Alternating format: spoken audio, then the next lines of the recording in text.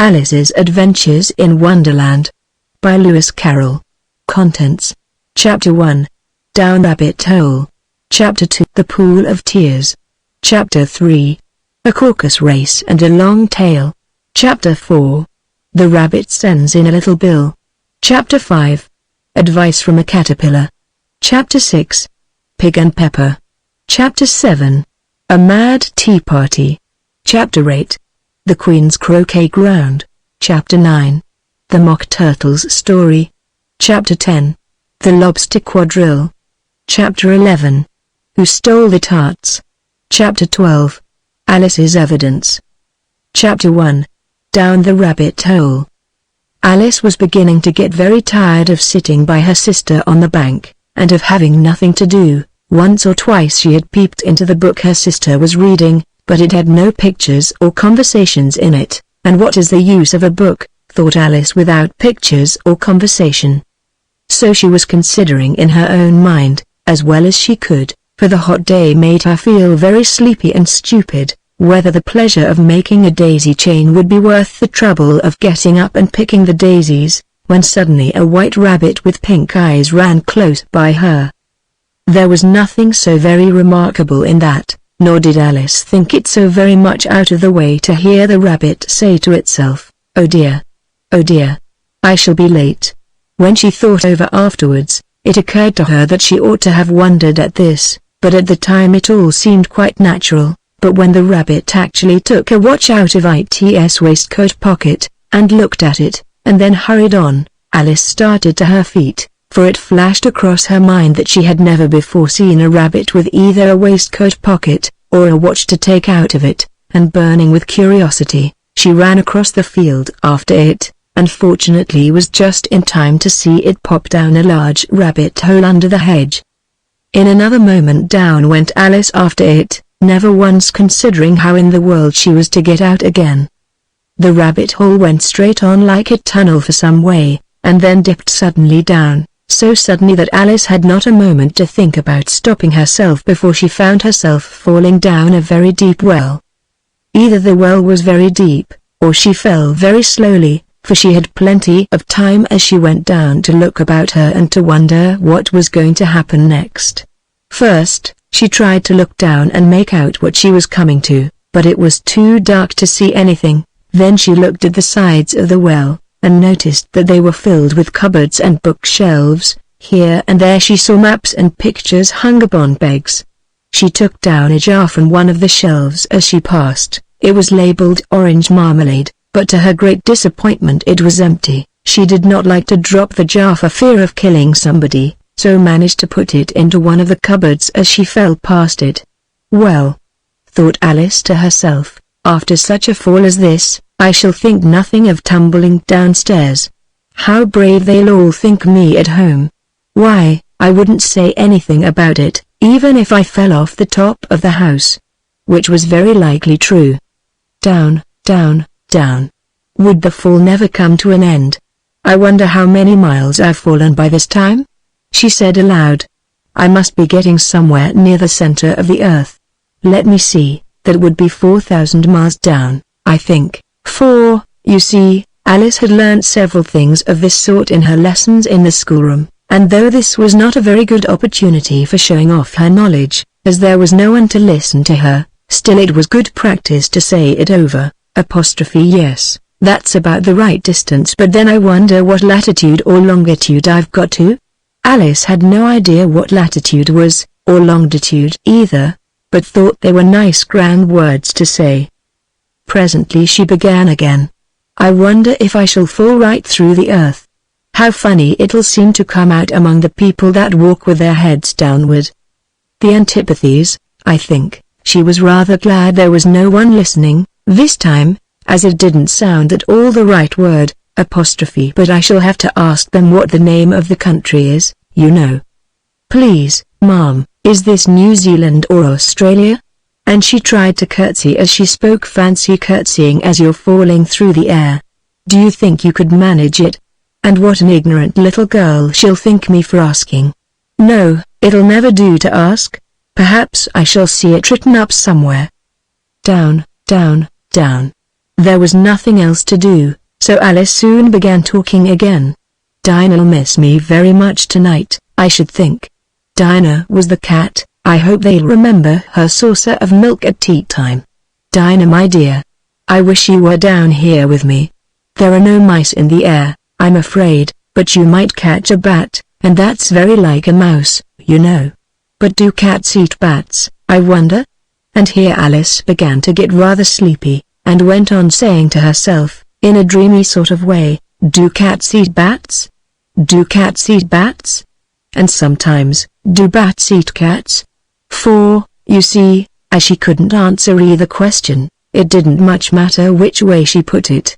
She felt that she was dozing off, and had just begun to dream that she was walking hand in hand with Dinah, and saying to her very earnestly, "Now, Dinah, tell me the truth, did you ever eat a bat?" When suddenly, thump, thump, down she came upon a heap of sticks and dry leaves, and the fall was over. Alice was not a bit hurt, and she jumped up onto her feet in a moment. She looked up, but it was all dark overhead. Before her was another long passage, and the White Rabbit was still in sight, hurrying down it. There was not a moment to be lost. Away went Alice like the wind, and was just in time to hear it say, as it turned a corner, "Oh my ears and whiskers, how late it's getting." She was close behind it when she turned the corner, but the rabbit was no longer to be seen. She found herself in a long, low hall, which was lit up by a row of lamps hanging from the roof. There were doors all round the hall, but they were all locked, and when Alice had been all the way down one side and up the other, trying every door, she walked sadly down the middle, wondering how she was ever to get out again. Suddenly she came upon a little three-legged table, all made of solid glass. There was nothing on it except a tiny golden key, and Alice's first thought was that it might belong to one of the doors of the hall, but, alas! Either the locks were too large, or the key was too small, but at any rate it would not open any of them. However, on the second time round, she came upon a low curtain she had not noticed before, and behind it was a little door about 15 inches high. She tried the little golden key in the lock, and to her great delight it fitted. Alice opened the door and found that it led into a small passage, not much larger than a rat hole. She knelt down and looked along the passage into the loveliest garden you ever saw. How she longed to get out of that dark hole, and wander about among those beds of bright flowers and those cool fountains, but she could not even get her head through the doorway, and even if my head would go through, thought poor Alice, it would be of very little use without my shoulders. Oh, how I wish I could shut up like a telescope. I think I could, if I only know how to begin.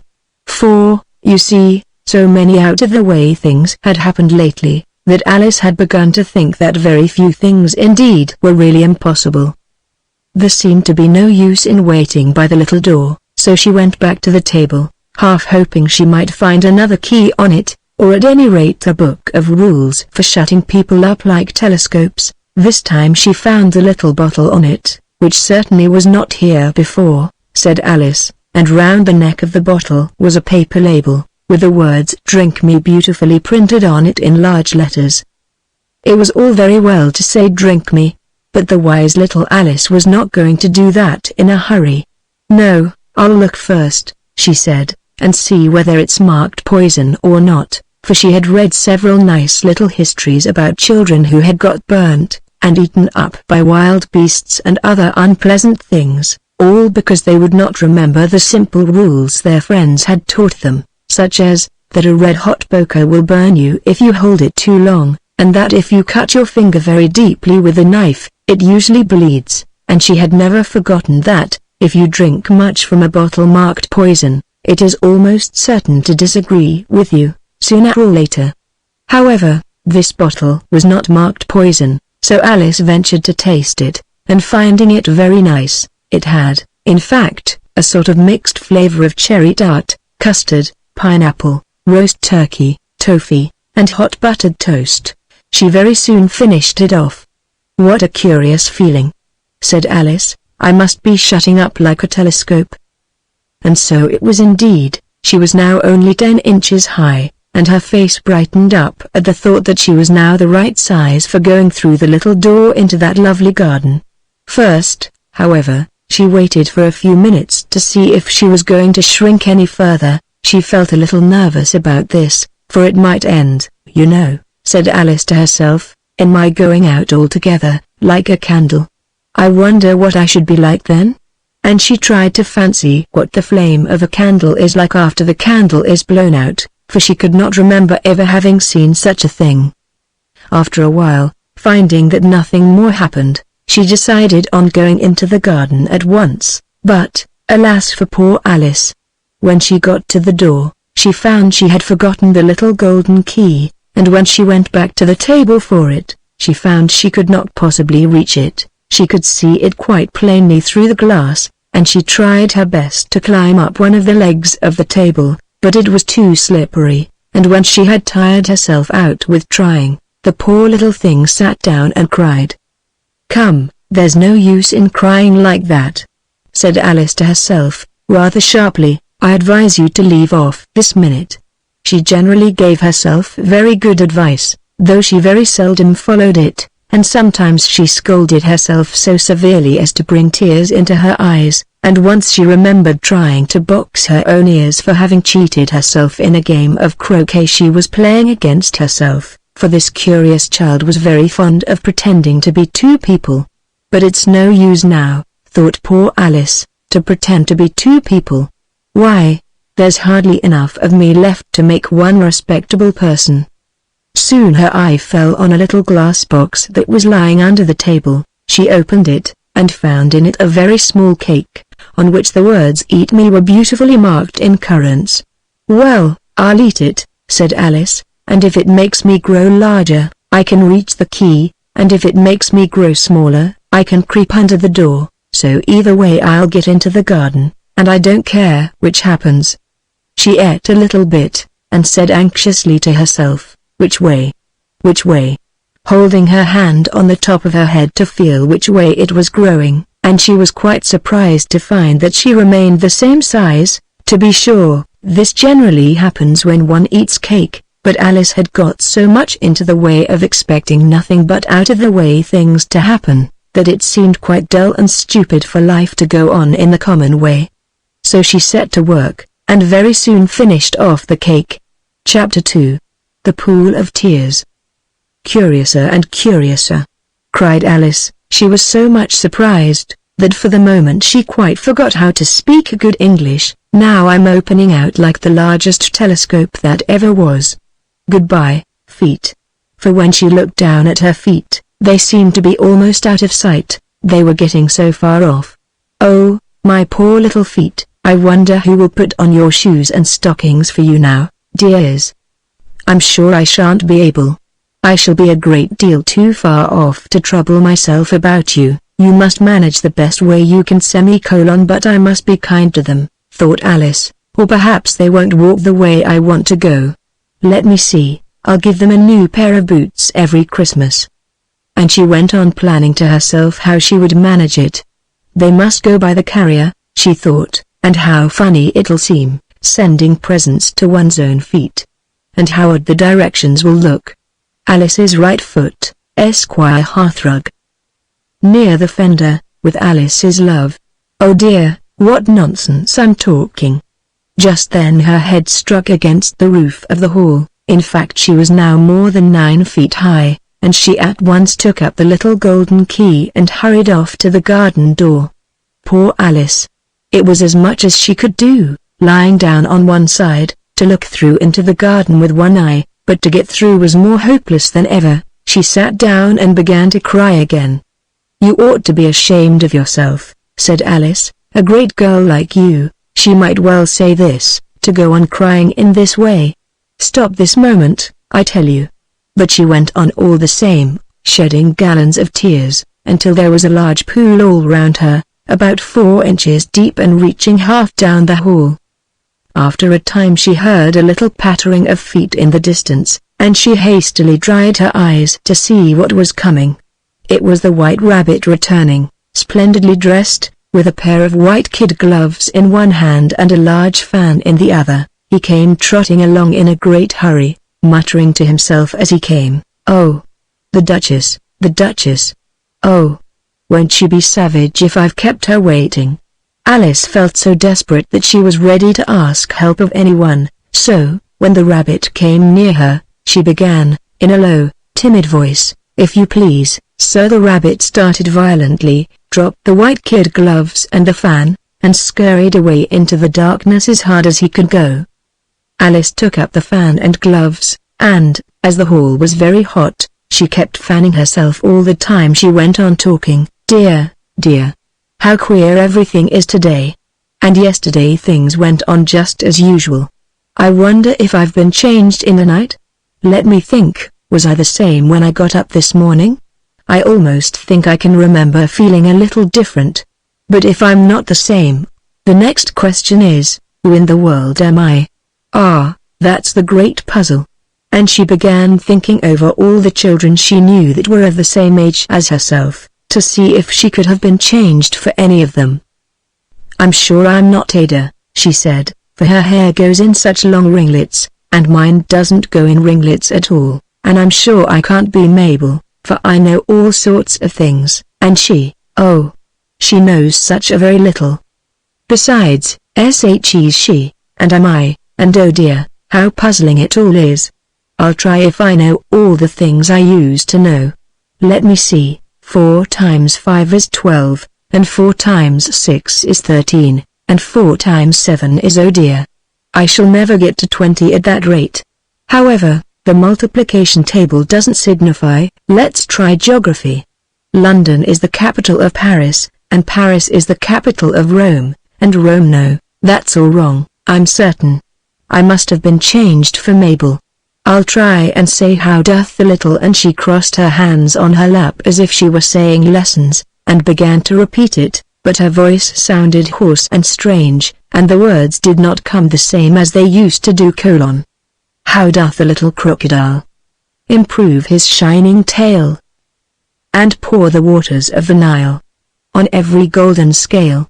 How cheerfully he seems to grin, how neatly spread his claws, and welcome little fishes in, with gently smiling jaws. I'm sure those are not the right words, said poor Alice, and her eyes filled with tears again as she went on. I must be Mabel after all, and I shall have to go and live in that poky little house, and have next to no toys to play with, and oh, ever so many lessons to learn. No, I've made up my mind about it. If I'm Mabel, I'll stay down here.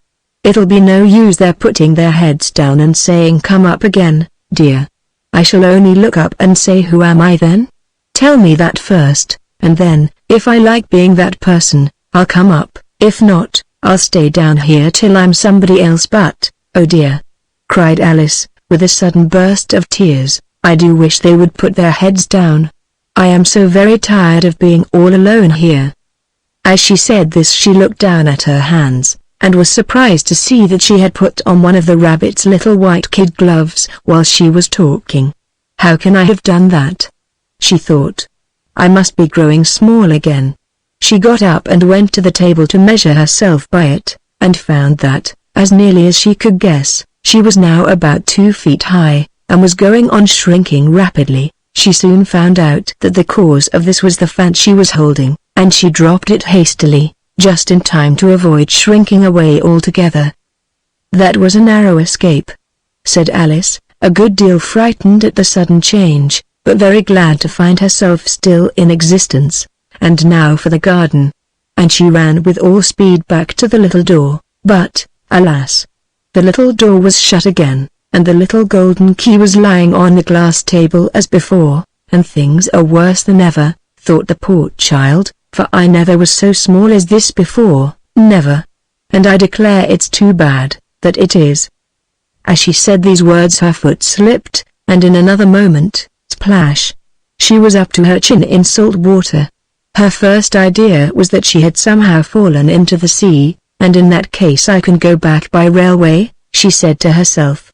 Alice had been to the seaside once in her life, and had come to the general conclusion, that wherever you go on the English coast you find a number of bathing machines in the sea, some children digging in the sand with wooden spades, then a row of lodging houses, and behind them a railway station. However, she soon made out that she was in the pool of tears which she had wept when she was 9 feet high. "I wish I hadn't cried so much," said Alice, as she swam about, trying to find her way out. "I shall be punished for it now, I suppose, by being drowned in my own tears. That will be a queer thing, to be sure. However, everything is queer today." Just then she heard something splashing about in the pool a little way off, and she swam nearer to make out what it was. At first she thought it must be a walrus or hippopotamus, but then she remembered how small she was now, and she soon made out that it was only a mouse that had slipped in like herself. Would it be of any use, now, thought Alice, to speak to this mouse? Everything is so out of the way down here, that I should think very likely it can talk. At any rate, there's no harm in trying. So she began, "Oh mouse, do you know the way out of this pool? I am very tired of swimming about here, oh mouse."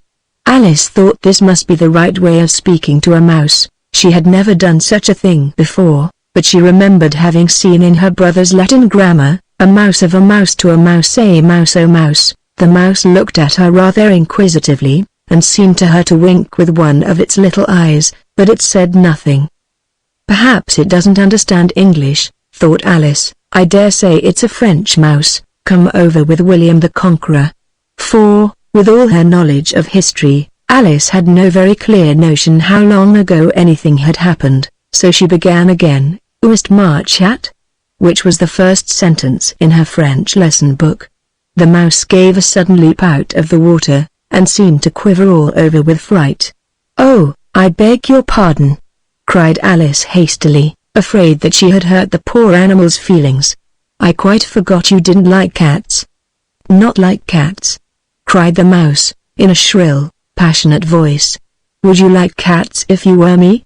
"Well, perhaps not," said Alice in a soothing tone. "Don't be angry about it.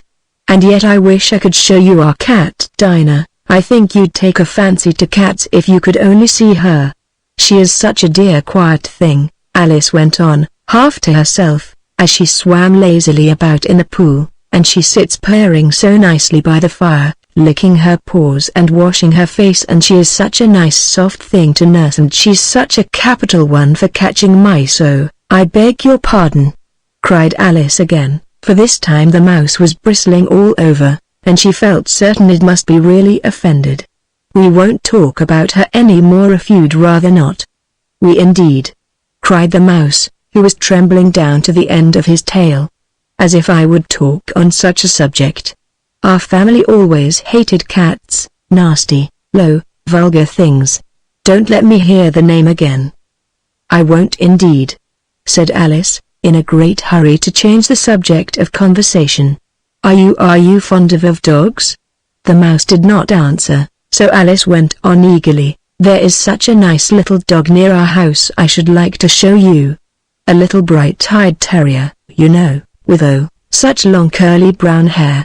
And it'll fetch things when you throw them, and it'll sit up and beg for its dinner, and all sorts of things I can't remember half of them, and it belongs to a farmer, you know, and he says it's so useful, it's worth £100.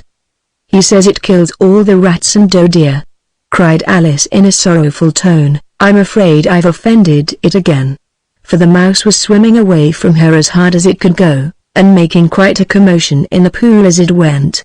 So she called softly after it, "Mouse dear, do come back again, and we won't talk about cats or dogs either, if you don't like them."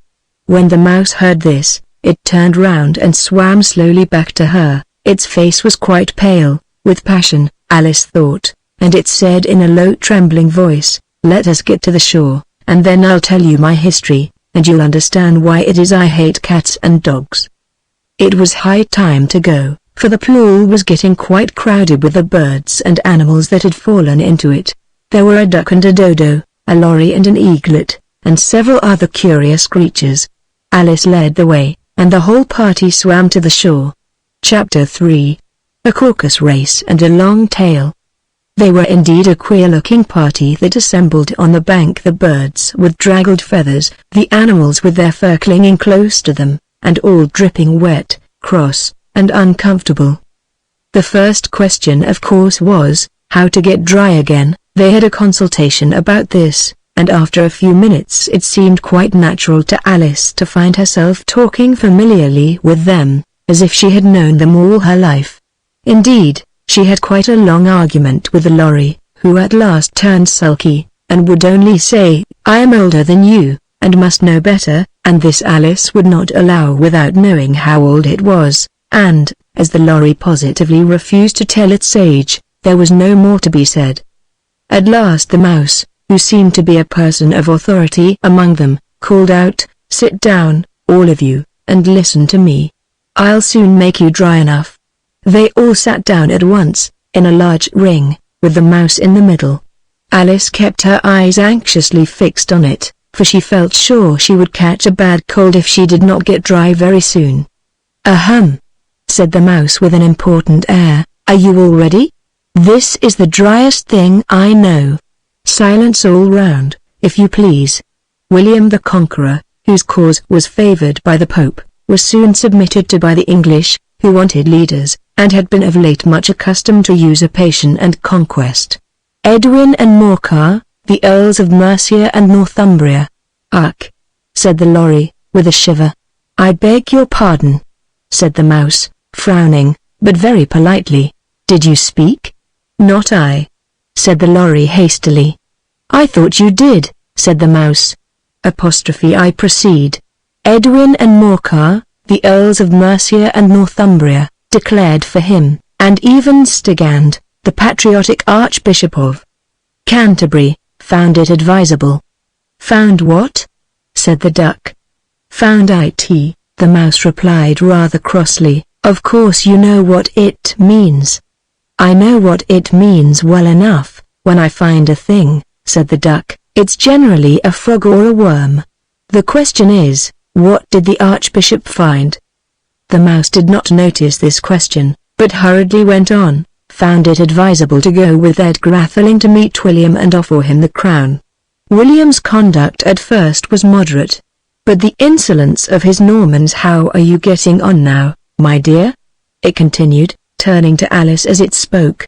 "As wet as ever," said Alice in a melancholy tone. "It doesn't seem to dry me at all." "In that case," said the dodo solemnly, rising to its feet, "I move that the meeting adjourn, for the immediate adoption of more energetic remedies." "Speak English," said the eaglet. "I don't know the meaning of half those long words, and, what's more, I don't believe you do either." And the eaglet bent down its head to hide a smile. Some of the other birds tittered audibly. "What I was going to say," said the dodo in an offended tone, "was, that the best thing to get us dry would be a caucus race."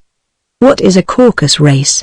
said Alice, not that she wanted much to know, but the dodo had paused as if it thought that somebody ought to speak, and no one else seemed inclined to say anything. "Why," said the dodo, "the best way to explain it is to do it. And, as you might like to try the thing yourself, some winter day, I will tell you how the dodo managed it. First it marked out a racecourse, in a sort of circle. The exact shape doesn't matter, it said, and then all the party were placed along the course, here and there. There was no 1, 2, 3, and away, but they began running when they liked, and left off when they liked, so that it was not easy to know when the race was over. However, when they had been running half an hour or so, and were quite dry again, the dodo suddenly called out, "The race is over." And they all crowded round it, panting and asking, "But who has won?" This question the dodo could not answer without a great deal of thought, and it sat for a long time with one finger pressed upon its forehead, the position in which you usually see Shakespeare, in the pictures of him, while the rest waited in silence. At last the dodo said, "Everybody has won, and all must have prizes." "But who is to give the prizes?" quite a chorus of voices asked. "Why, She, of course," said the dodo, pointing to Alice with one finger, and the whole party at once crowded round her, calling out in a confused way, "Prizes! Prizes!"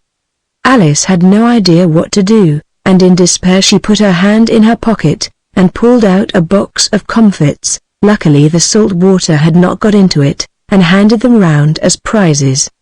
There was exactly one apiece all round. "But she must have a prize herself, you know," said the mouse. "Of course," the dodo replied very gravely. "What else have you got in your pocket?" he went on, turning to Alice. "Only a thimble," said Alice sadly. "Hand it over here," said the dodo. Then they all crowded round her once more, while the dodo solemnly presented the thimble, saying, "We beg your acceptance of this elegant thimble," and, when it had finished this short speech, they all cheered. Alice thought the whole thing very absurd, but they all looked so grave that she did not dare to laugh, and, as she could not think of anything to say, she simply bowed, and took the thimble, looking as solemn as she could. The next thing was to eat the comfits. This caused some noise and confusion, as the large birds complained that they could not taste theirs, and the small ones choked and had to be patted on the back. However, it was over at last, and they sat down again in a ring, and begged the mouse to tell them something more. "You promised to tell me your history, you know," said Alice, "and why it is you hate C&D, she added in a whisper, half afraid that it would be offended again. "Mine is a long and sad tale," said the mouse, turning to Alice, and sighing. "It is a long tale, certainly," said Alice, looking down with wonder at the mouse's tail. "But why do you call it sad?" And she kept on puzzling about it while the mouse was speaking, so that her idea of the tale was something like this: Fury said to a mouse, that he met in the house, "Let us both go to law, I will prosecute you. Come, I'll take no denial, we must have a trial, for really this morning I've nothing to do." Said the mouse to the cur, "Such a trial, dear sir, with no jury or judge, would be wasting our breath." "I'll be judge, I'll be jury," said cunning old Fury. "I'll try the whole cause, and condemn you to death." "You are not attending," said the mouse to Alice severely. "What are you thinking of?" "I beg your pardon," said Alice very humbly. "You had got to the fifth bend, I think?" "I had not," cried the mouse, sharply and very angrily. "Not," said Alice, always ready to make herself useful, and looking anxiously about her. "Oh, do let me help to undo it." "I shall do nothing of the sort," said the mouse, getting up and walking away. "You insult me by talking such nonsense." "I didn't mean it," pleaded poor Alice. "But you're so easily offended, you know." The mouse only growled in reply.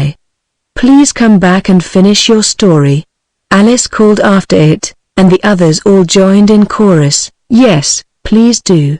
But the mouse only shook its head impatiently, and walked a little quicker. "What a pity it wouldn't stay," sighed the lorry, as soon as it was quite out of sight, and an old crab took the opportunity of saying to her daughter, "Ah, my dear, let this be a lesson to you never to lose your temper." "Hold your tongue, Mar," said the young crab, a little snappishly. "You're enough to try the patience of an oyster." "I wish I had our Dinah here, I know I do," said Alice aloud, addressing nobody in particular. "She'd soon fetch it back." "And who is Dinah, if I might venture to ask the question?" said the lorry. Alice replied eagerly, for she was always ready to talk about her pet. "Dinah's our cat. And she's such a capital one for catching mice you can't think. And oh, I wish you could see her after the birds. Why, she'll eat a little bird as soon as look at it."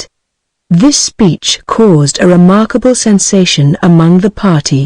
Some of the birds hurried off at once. One old magpie began wrapping itself up very carefully, remarking, "I really must be getting home, the night air doesn't suit my throat." And a canary called out in a trembling voice to its children, "Come away, my dears. It's high time you were all in bed." On various pretexts they all moved off, and Alice was soon left alone. "I wish I hadn't mentioned Dinah," she said to herself in a melancholy tone. "Nobody seems to like her down here, and I'm sure she's the best cat in the world. Oh, my dear Dinah, I wonder if I shall ever see you any more." And here poor Alice began to cry again, for she felt very lonely and low-spirited. In a little while, however, she again heard a little pattering of footsteps in the distance, and she looked up eagerly, half hoping that the mouse had changed his mind, and was coming back to finish his story. Chapter 4. The Rabbit Sends in a Little Bill. It was the White Rabbit, trotting slowly back again, and looking anxiously about as it went, as if it had lost something, and she heard it muttering to itself, "The Duchess. The Duchess. Oh my dear paws. Oh my fur and whiskers. She'll get me executed, as sure as ferrets are ferrets. Where can I have dropped them, I wonder?" Alice guessed in a moment that it was looking for the fan and a pair of white kid gloves, and she very good-naturedly began hunting about for them, but they were nowhere to be seen. Everything seemed to have changed since her swim in the pool, and the great hall, with the glass table and the little door, had vanished completely. Very soon the rabbit noticed Alice, as she went hunting about, and called out to her in an angry tone, "Why, Marianne, what are you doing out here? Run home this moment, and fetch me a pair of gloves and a fan. Quick, now." And Alice was so much frightened that she ran off at once in the direction it pointed to, without trying to explain the mistake it had made. "He took me for his housemaid," she said to herself as she ran. "How surprised he'll be when he finds out who I am. But I'd better take him his fan and gloves, that is, if I can find them." As she said this, she came upon a neat little house, on the door of which was a bright brass plate with the name W. Rabbit engraved upon it. She went in without knocking, and hurried upstairs, in great fear lest she should meet the real Marianne, and be turned out of the house before she had found the fan and gloves. "How queer it seems," Alice said to herself, "to be going messages for a rabbit. I suppose Dinah'll be sending me on messages next." And she began fancying the sort of thing that would happen. "Miss Alice, come here directly, and get ready for your walk. Coming in a minute, nurse. But I've got to see that the mouse doesn't get out. Only I don't think," Alice went on, "that they'd let Dinah stop in the house if it began ordering people about like that."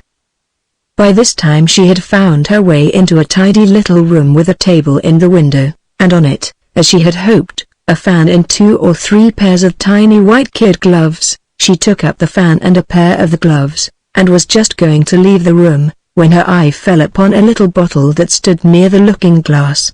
There was no label this time with the words "Drink me," but nevertheless she uncorked it and put it to her lips. "I know something interesting is sure to happen," she said to herself, "whenever I eat or drink anything, so I'll just see what this bottle does. I do hope it'll make me grow large again, for really I'm quite tired of being such a tiny little thing." It did so indeed, and much sooner than she had expected. Before she had drunk half the bottle, she found her head pressing against the ceiling, and had to stoop to save her neck from being broken. She hastily put down the bottle, saying to herself, "That's quite enough. I hope I shan't grow any more as it is. I can't get out at the door. I do wish I hadn't drunk quite so much." Alas! It was too late to wish that. She went on growing, and very soon had to kneel down on the floor. In another minute there was not even room for this, and she tried the effect of lying down with one elbow against the door, and the other arm curled round her head. Still she went on growing, and, as a last resource, she put one arm out of the window, and one foot up the chimney, and said to herself, "Now I can do no more. Whatever happens, what will become of me?" Luckily for Alice, the little magic bottle had now had its full effect, and she grew no larger. Still it was very uncomfortable, and, as there seemed to be no sort of chance of her ever getting out of the room again, no wonder she felt unhappy. It was much pleasanter at home, thought poor Alice, when one wasn't always growing larger and smaller, and being ordered about by mice and rabbits. I almost wish I hadn't gone down that rabbit hole, and yet it's rather curious, you know, this sort of life. I do wonder what can have happened to me. When I used to read fairy tales, I fancied that kind of thing never happened, and now here I am in the middle of one. There ought to be a book written about me, that there ought. And when I grow up, I'll write one, but I'm grown up now, she added in a sorrowful tone. At least there's no room to grow up any more here. But then, thought Alice, shall I never get any older than I am now? That'll be a comfort, one way never to be an old woman but then always to have lessons to learn. Oh, I shouldn't like that. Oh, you foolish Alice, she answered herself. How can you learn lessons in here? Why, there's hardly room for you, and no room at all for any lesson books. And so she went on, taking first one side and then the other, and making quite a conversation of it altogether, but after a few minutes she heard a voice outside, and stopped to listen. "Marianne, Marianne," said the voice. "Fetch me my gloves this moment." Then came a little pattering of feet on the stairs. Alice knew it was the rabbit coming to look for her, and she trembled till she shook the house, quite forgetting that she was now about 1,000 times as large as the rabbit, and had no reason to be afraid of it. Presently the rabbit came up to the door, and tried to open it, but, as the door opened inwards, and Alice's elbow was pressed hard against it, that attempt proved a failure. Alice heard it say to itself, "Then I'll go round and get in at the window."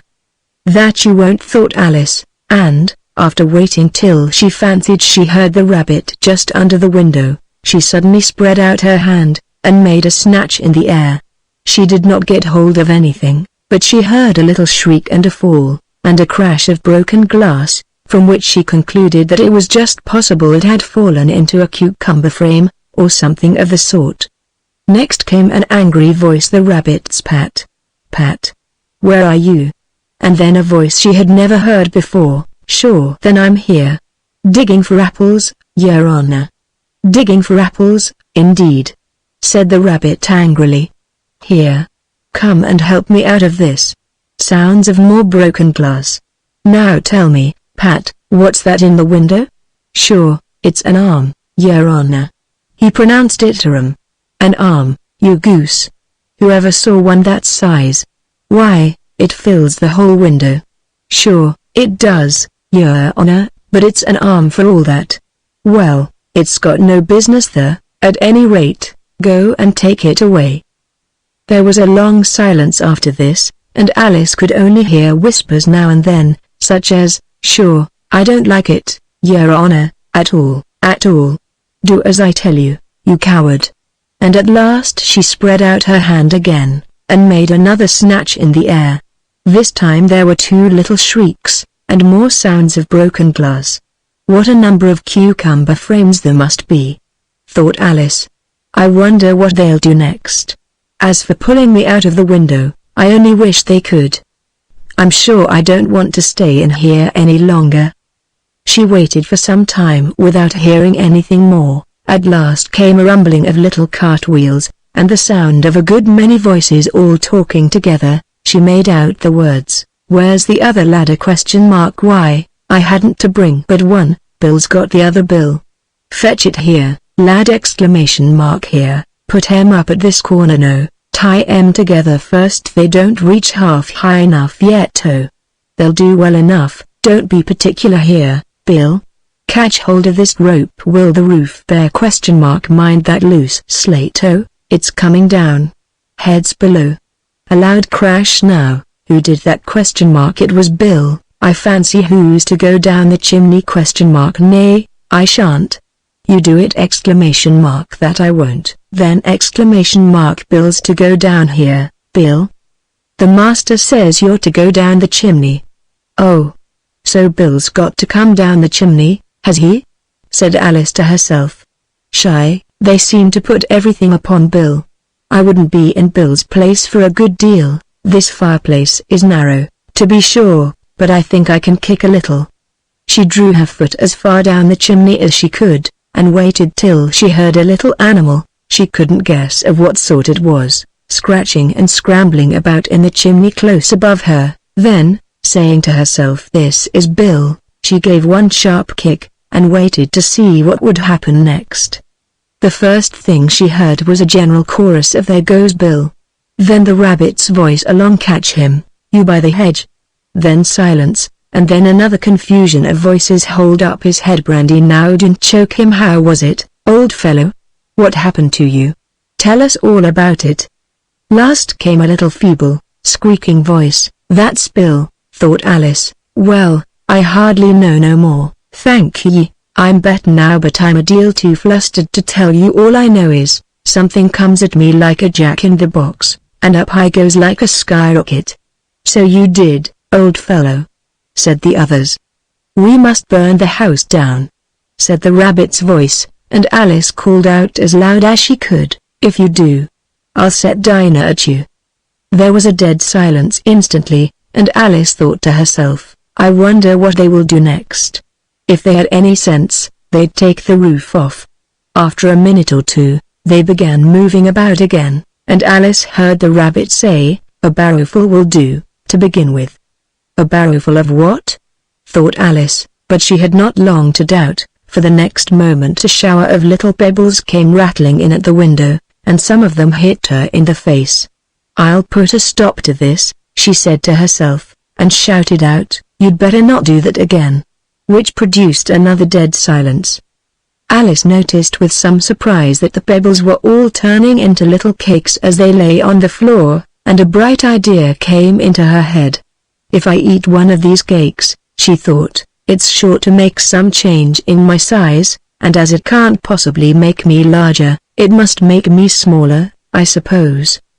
So she swallowed one of the cakes, and was delighted to find that she began shrinking directly. As soon as she was small enough to get through the door, she ran out of the house, and found quite a crowd of little animals and birds waiting outside. The poor little lizard, Bill, was in the middle, being held up by two guinea pigs, who were giving it something out of a bottle. They all made a rush at Alice the moment she appeared, but she ran off as hard as she could, and soon found herself safe in a thick wood. "The first thing I've got to do," said Alice to herself, as she wandered about in the wood, "is to grow to my right size again, and the second thing is to find my way into that lovely garden. I think that will be the best plan."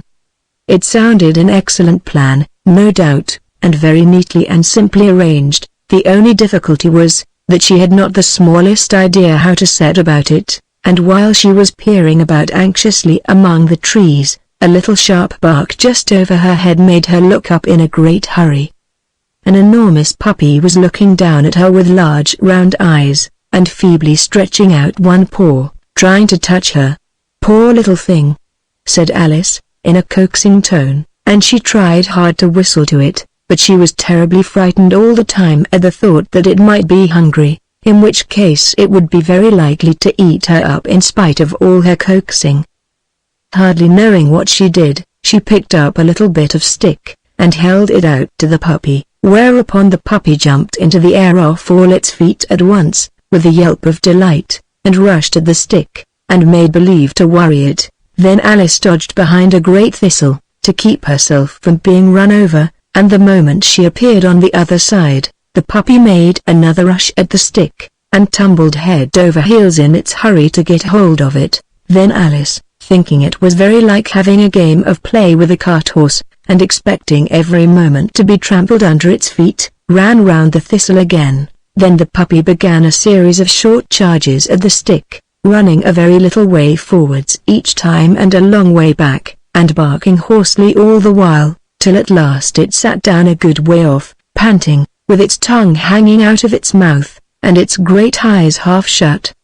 This seemed to Alice a good opportunity for making her escape, so she set off at once, and ran till she was quite tired and out of breath, until the puppy's bark sounded quite faint in the distance. "And yet what a dear little puppy it was," said Alice, as she leant against a buttercup to rest herself, and fanned herself with one of the leaves. "I should have liked teaching it tricks very much, if I'd only been the right size to do it.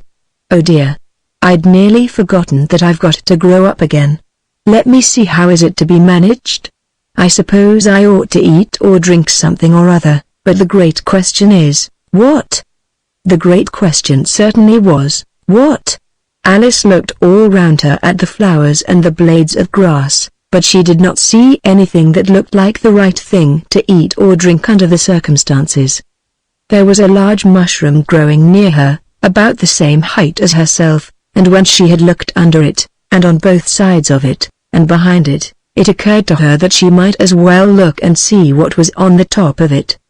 She stretched herself up on tiptoe, and peeped over the edge of the mushroom, and her eyes immediately met those of a large caterpillar, that was sitting on the top with its arms folded, quietly smoking a long hookah, and taking not the smallest notice of her or of anything else. Chapter 5. Advice from a Caterpillar. The caterpillar and Alice looked at each other for some time in silence. At last the caterpillar took the hookah out of its mouth, and addressed her in a languid, sleepy voice. "Who are you?" said the caterpillar. This was not an encouraging opening for a conversation. Alice replied, rather shyly, I hardly know, sir. Just at present at least I know who I was when I got up this morning, but I think I must have been changed several times since then." "What do you mean by that?" said the caterpillar sternly. "Explain yourself." "I can't explain myself, I'm afraid, sir," said Alice, "because I'm not myself, you see." "I don't see," said the caterpillar. "I'm afraid I can't put it more clearly," Alice replied very politely, "for I can't understand it myself to begin with, and being so many different sizes in a day is very confusing." "It isn't," said the caterpillar. "Well, perhaps you haven't found it so yet," said Alice, "but when you have to turn into a chrysalis you will someday, you know, and then after that into a butterfly. I should think you'll feel a little queer, won't you?"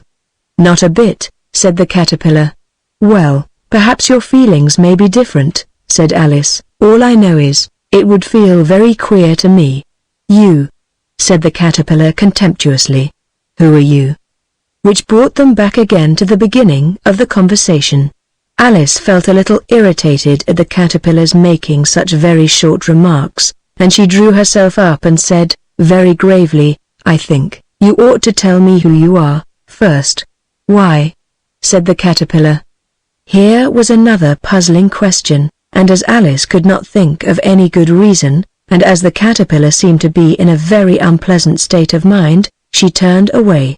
"Come back," the caterpillar called after her. "I've something important to say." This sounded promising, certainly. Alice turned and came back again. "Keep your temper," said the caterpillar. "Is that all?" said Alice, swallowing down her anger as well as she could. "No," said the caterpillar. Alice thought she might as well wait, as she had nothing else to do, and perhaps after all it might tell her something worth hearing. For some minutes it puffed away without speaking, but at last it unfolded its arms, took the hookah out of its mouth again, and said, "So you think you're changed, do you?" "I'm afraid I am, sir," said Alice. "I can't remember things as I used, and I don't keep the same size for 10 minutes together." "Can't remember what things?" said the caterpillar. "Well, I've tried to say how doth the little busy bee, but it all came different," Alice replied in a very melancholy voice. "Repeat, UROLD, Father William," said the caterpillar. Alice folded her hands, and began colon. "You are old, Father William," the young man said. "And your hair has become very white. And yet you incessantly stand on your head.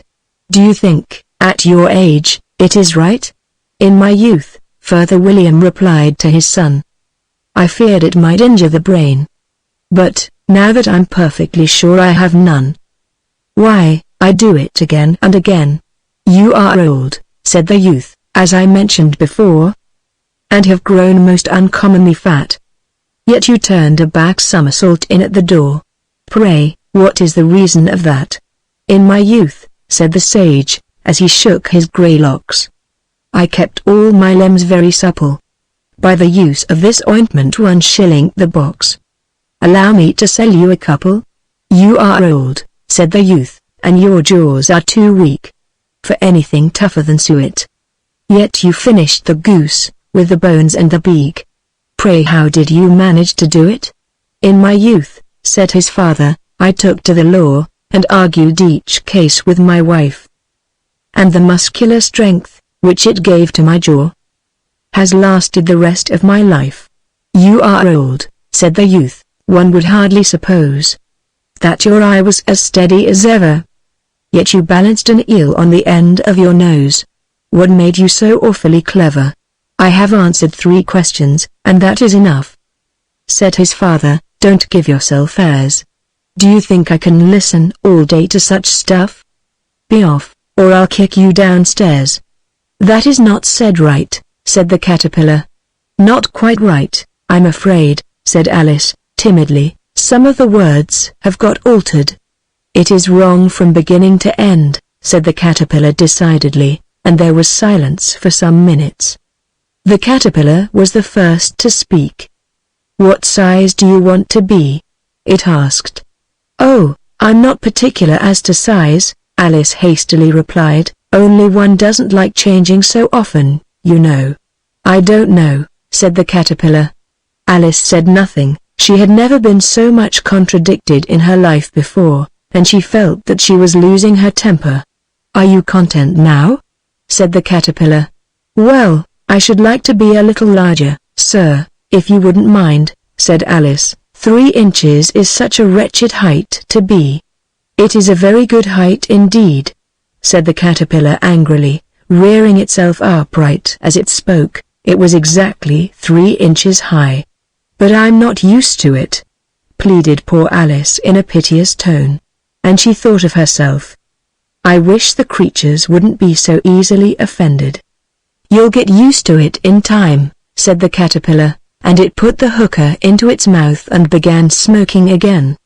This time Alice waited patiently until it chose to speak again. In a minute or two the caterpillar took the hookah out of its mouth and yawned once or twice, and shook itself. Then it got down off the mushroom, and crawled away in the grass, merely remarking as it went, one side will make you grow taller, and the other side will make you grow shorter. One side of what? The other side of what? Thought Alice to herself. Of the mushroom, said the caterpillar, just as if she had asked it aloud, and in another moment it was out of sight. Alice remained looking thoughtfully at the mushroom for a minute, trying to make out which were the 2 sides of it, and as it was perfectly round, she found this a very difficult question. However, at last she stretched her arms round it as far as they would go, and broke off a bit of the edge with each hand. And now which is which? She said to herself, and nibbled a little of the right-hand bit to try the effect. The next moment she felt a violent blow underneath her chin. It had struck her foot. She was a good deal frightened by this very sudden change, but she felt that there was no time to be lost, as she was shrinking rapidly, so she set to work at once to eat some of the other bit. Her chin was pressed so closely against her foot, that there was hardly room to open her mouth, but she did it at last, and managed to swallow a morsel of the left-hand bit. Come, my head's free at last, said Alice in a tone of delight, which changed into alarm in another moment, when she found that her shoulders were nowhere to be found. All she could see, when she looked down, was an immense length of neck, which seemed to rise like a stalk out of a sea of green leaves that lay far below her. What can all that green stuff be? Said Alice. And where have my shoulders got to? And oh, my poor hands, how is it I can't see you? She was moving them about as she spoke, but no result seemed to follow, except a little shaking among the distant green leaves. As there seemed to be no chance of getting her hands up to her head, she tried to get her head down to them, and was delighted to find that her neck would bend about easily in any direction, like a serpent.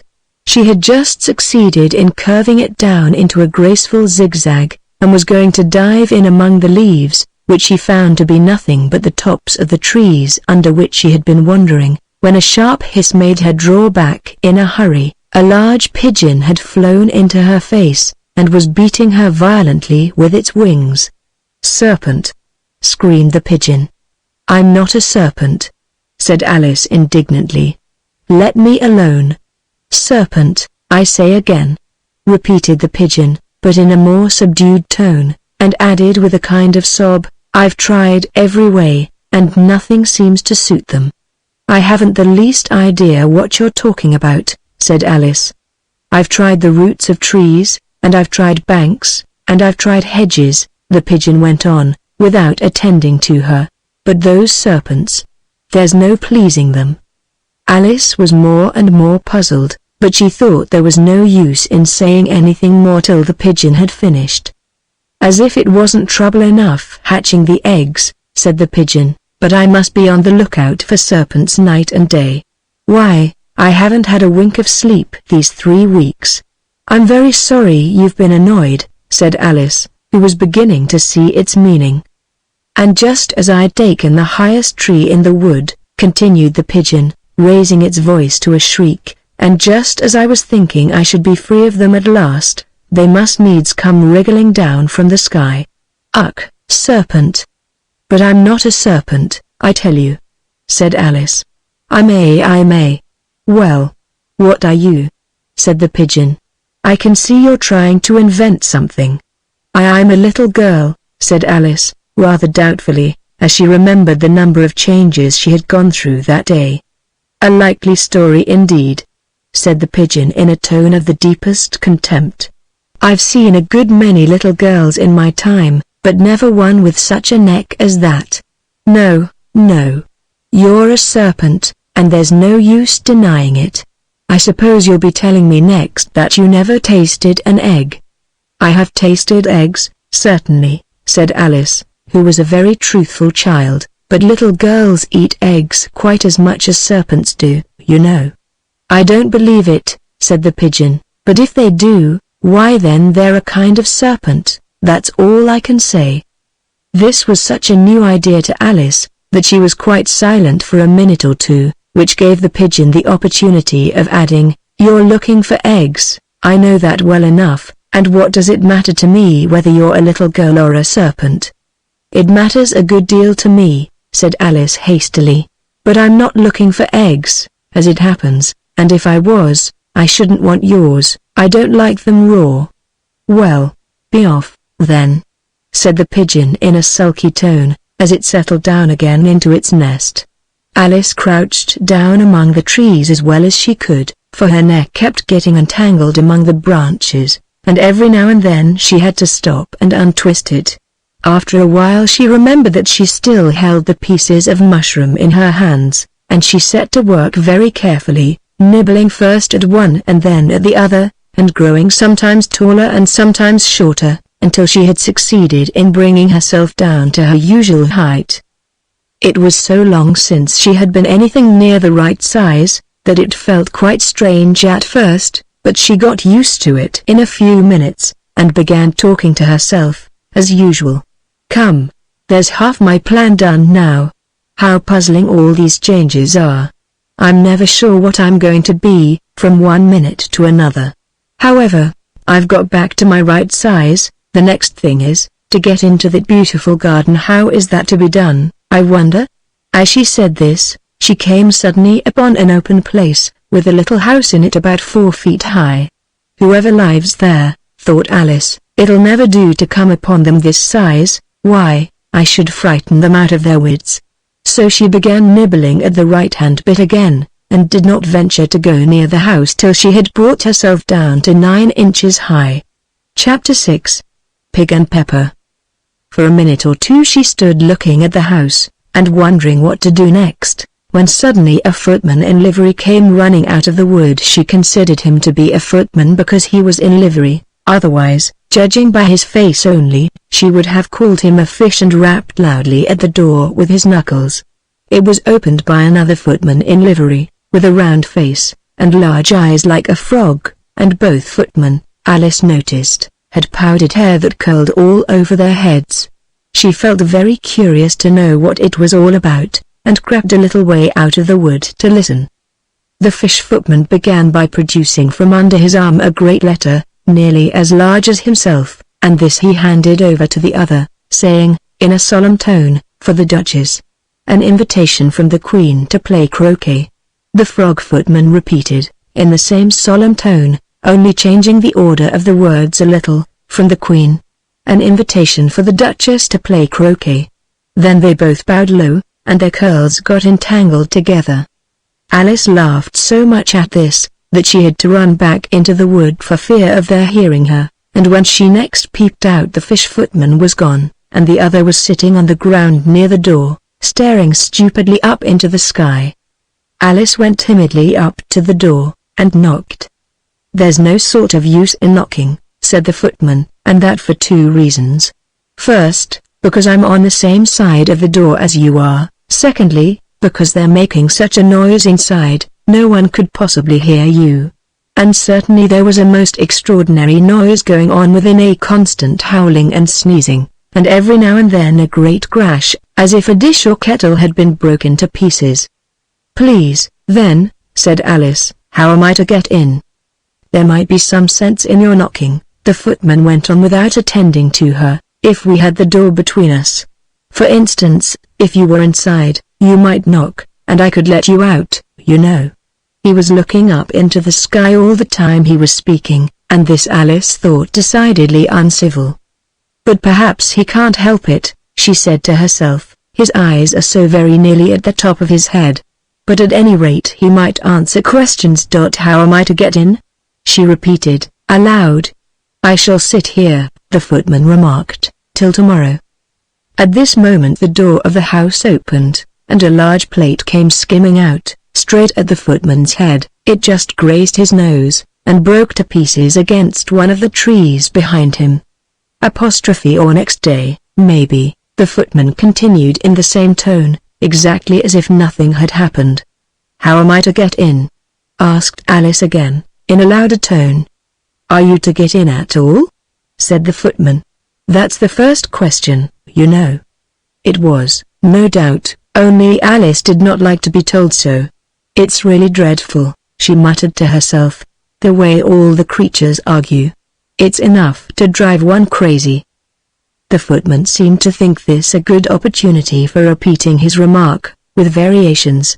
"I shall sit here," he said, "on and off, for days and days." "But what am I to do?" said Alice.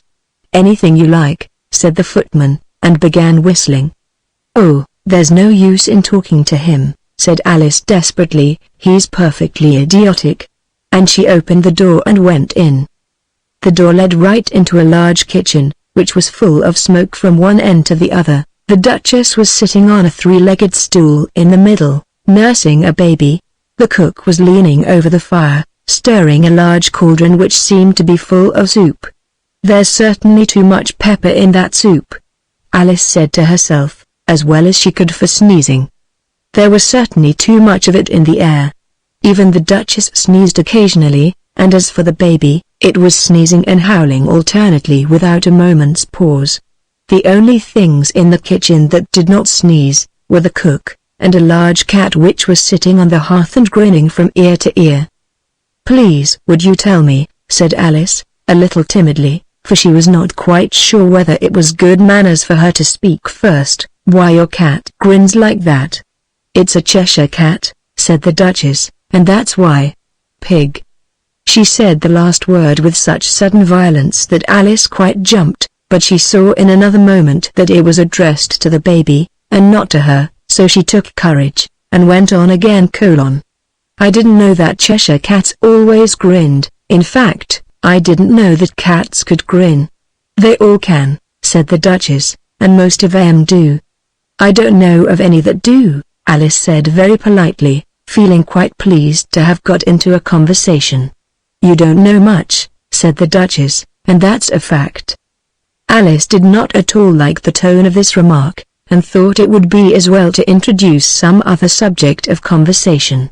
While she was trying to fix on one, the cook took the cauldron of soup off the fire, and at once set to work throwing everything within her reach at the Duchess and the baby. The fire irons came first, then followed a shower of saucepans, plates, and dishes. The Duchess took no notice of them even when they hit her, and the baby was howling so much already, that it was quite impossible to say whether the blows hurt it or not. "Oh, please mind what you're doing!" cried Alice, jumping up and down in an agony of terror. "Oh, there goes his precious nose," as an unusually large saucepan flew close by it, and very nearly carried it off. "If everybody minded their own business," the Duchess said in a hoarse growl, "the world would go round a deal faster than it does." "Which would not be an advantage," said Alice, who felt very glad to get an opportunity of showing off a little of her knowledge. "Just think of what work it would make with the day and night. You see, the Earth takes 24 hours to turn round on its axis." "Talking of axes," said the Duchess, "chop off her head." Alice glanced rather anxiously at the cook, to see if she meant to take the hint, but the cook was busily stirring the soup, and seemed not to be listening, so she went on again. 24 hours, I think, or is it 12? "Oh, don't bother me," said the Duchess, "I never could abide figures." And with that she began nursing her child again, singing a sort of lullaby to it as she did so, and giving it a violent shake at the end of every line. "Speak roughly to your little boy, and beat him when he sneezes. He only does it to annoy, because he knows it teases." Chorus, in which the cook and the baby joined. "Wow! Wow! Wow!" While the Duchess sang the second verse of the song, she kept tossing the baby violently up and down, and the poor little thing howled so, that Alice could hardly hear the words : "I speak severely to my boy. I beat him when he sneezes, for he can thoroughly enjoy the pepper when he pleases." Chorus. Wow! Wow! Wow! "Here. You may nurse it a bit, if you like," the Duchess said to Alice, flinging the baby at her as she spoke. "I must go and get ready to play croquet with the Queen," and she hurried out of the room. The cook threw a frying pan after her as she went out, but it just missed her. Alice caught the baby with some difficulty, as it was a queer-shaped little creature, and held out its arms and legs in all directions, just like a starfish, thought Alice. The poor little thing was snorting like a steam engine when she caught it, and kept doubling itself up and straightening itself out again, so that altogether, for the first minute or two, it was as much as she could do to hold it. As soon as she had made out the proper way of nursing it, which was to twist it up into a sort of knot, and then keep tight hold of its right ear and left foot, so as to prevent its undoing itself, she carried it out into the open air. "If I don't take this child away with me," thought Alice, "they're sure to kill it in a day or two. Wouldn't it be murder to leave it behind?" She said the last words out loud, and the little thing grunted in reply. It had left off sneezing by this time. "Don't grunt," said Alice, "that's not at all a proper way of expressing yourself." The baby grunted again, and Alice looked very anxiously into its face to see what was the matter with it. There could be no doubt that it had a very turn-up nose, much more like a snout than a real nose. Also its eyes were getting extremely small for a baby. Altogether Alice did not like the look of the thing at all. But perhaps it was only sobbing, she thought, and looked into its eyes again, to see if there were any tears. No, there were no tears. "If you're going to turn into a pig, my dear," said Alice, seriously, "I'll have nothing more to do with you. Mind now." The poor little thing sobbed again, or grunted, it was impossible to say which, and they went on for some while in silence. Alice was just beginning to think to herself, "Now, what am I to do with this creature when I get it home?" when it grunted again, so violently, that she looked down into its face in some alarm. This time there could be no mistake about it, it was neither more nor less than a pig, and she felt that it would be quite absurd for her to carry it further. So she set the little creature down, and felt quite relieved to see it trot away quietly into the wood. If it had grown up, she said to herself, it would have made a dreadfully ugly child, but it makes rather a handsome pig, I think. And she began thinking over other children she knew, who might do very well as pigs, and was just saying to herself, if one only knew the right way to change them, when she was a little startled by seeing the Cheshire Cat sitting on a bough of a tree a few yards off. The cat only grinned when it saw Alice. It looked good-natured, she thought, still it had very long claws and a great many teeth, so she felt that it ought to be treated with respect. Cheshire Puss, she began, rather timidly, as she did not at all know whether it would like the name. However, it only grinned a little wider. Come, it's pleased so far, thought Alice, and she went on. Would you tell me, please, which way I ought to go from here? That depends a good deal on where you want to get to, said the cat. I don't much care where, said Alice. Then it doesn't matter which way you go, said the cat. So long as I get somewhere, Alice added as an explanation. Oh, you're sure to do that, said the cat, if you only walk long enough. Alice felt that this could not be denied, so she tried another question. What sort of people live about here? In that direction, the cat said, waving its right paw round, lives a hatter, and in that direction, waving the other paw, lives a March Hare. Visit either you like, they're both mad. But I don't want to go among mad people, Alice remarked. Oh, you can't help that, said the cat, we're all mad here. I'm mad. You're mad. How do you know I'm mad? Said Alice. You must be, said the cat, or you wouldn't have come here. Alice didn't think that proved it at all. However, she went on, and how do you know that you're mad? To begin with, said the cat, a dog's not mad. You grant that? I suppose so, said Alice. Well, then, the cat went on, you see, a dog growls when it's angry, and wags its tail when it's pleased. Now I growl when I'm pleased, and wag my tail when I'm angry. Therefore I'm mad. I call it purring, not growling, said Alice. Call it what you like, said the cat. Do you play croquet with the Queen today? I should like it very much, said Alice, but I haven't been invited yet. You'll see me there, said the cat, and vanished. Alice was not much surprised at this, she was getting so used to queer things happening. While she was looking at the place where it had been, it suddenly appeared again. By the by, what became of the baby? Said the cat. I'd nearly forgotten to ask. It turned into a pig, Alice quietly said, just as if it had come back in a natural way. I thought it would, said the cat, and vanished again. Alice waited a little, half expecting to see it again, but it did not appear, and after a minute or two she walked on in the direction in which the March Hare was said to live. I've seen hatters before, she said to herself.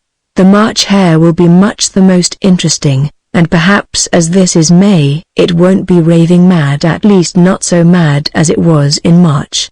As she said this, she looked up, and there was the cat again, sitting on a branch of a tree. Did you say pig, or fig? Said the cat. I said pig, replied Alice, and I wish you wouldn't keep appearing and vanishing so suddenly, you make one quite giddy.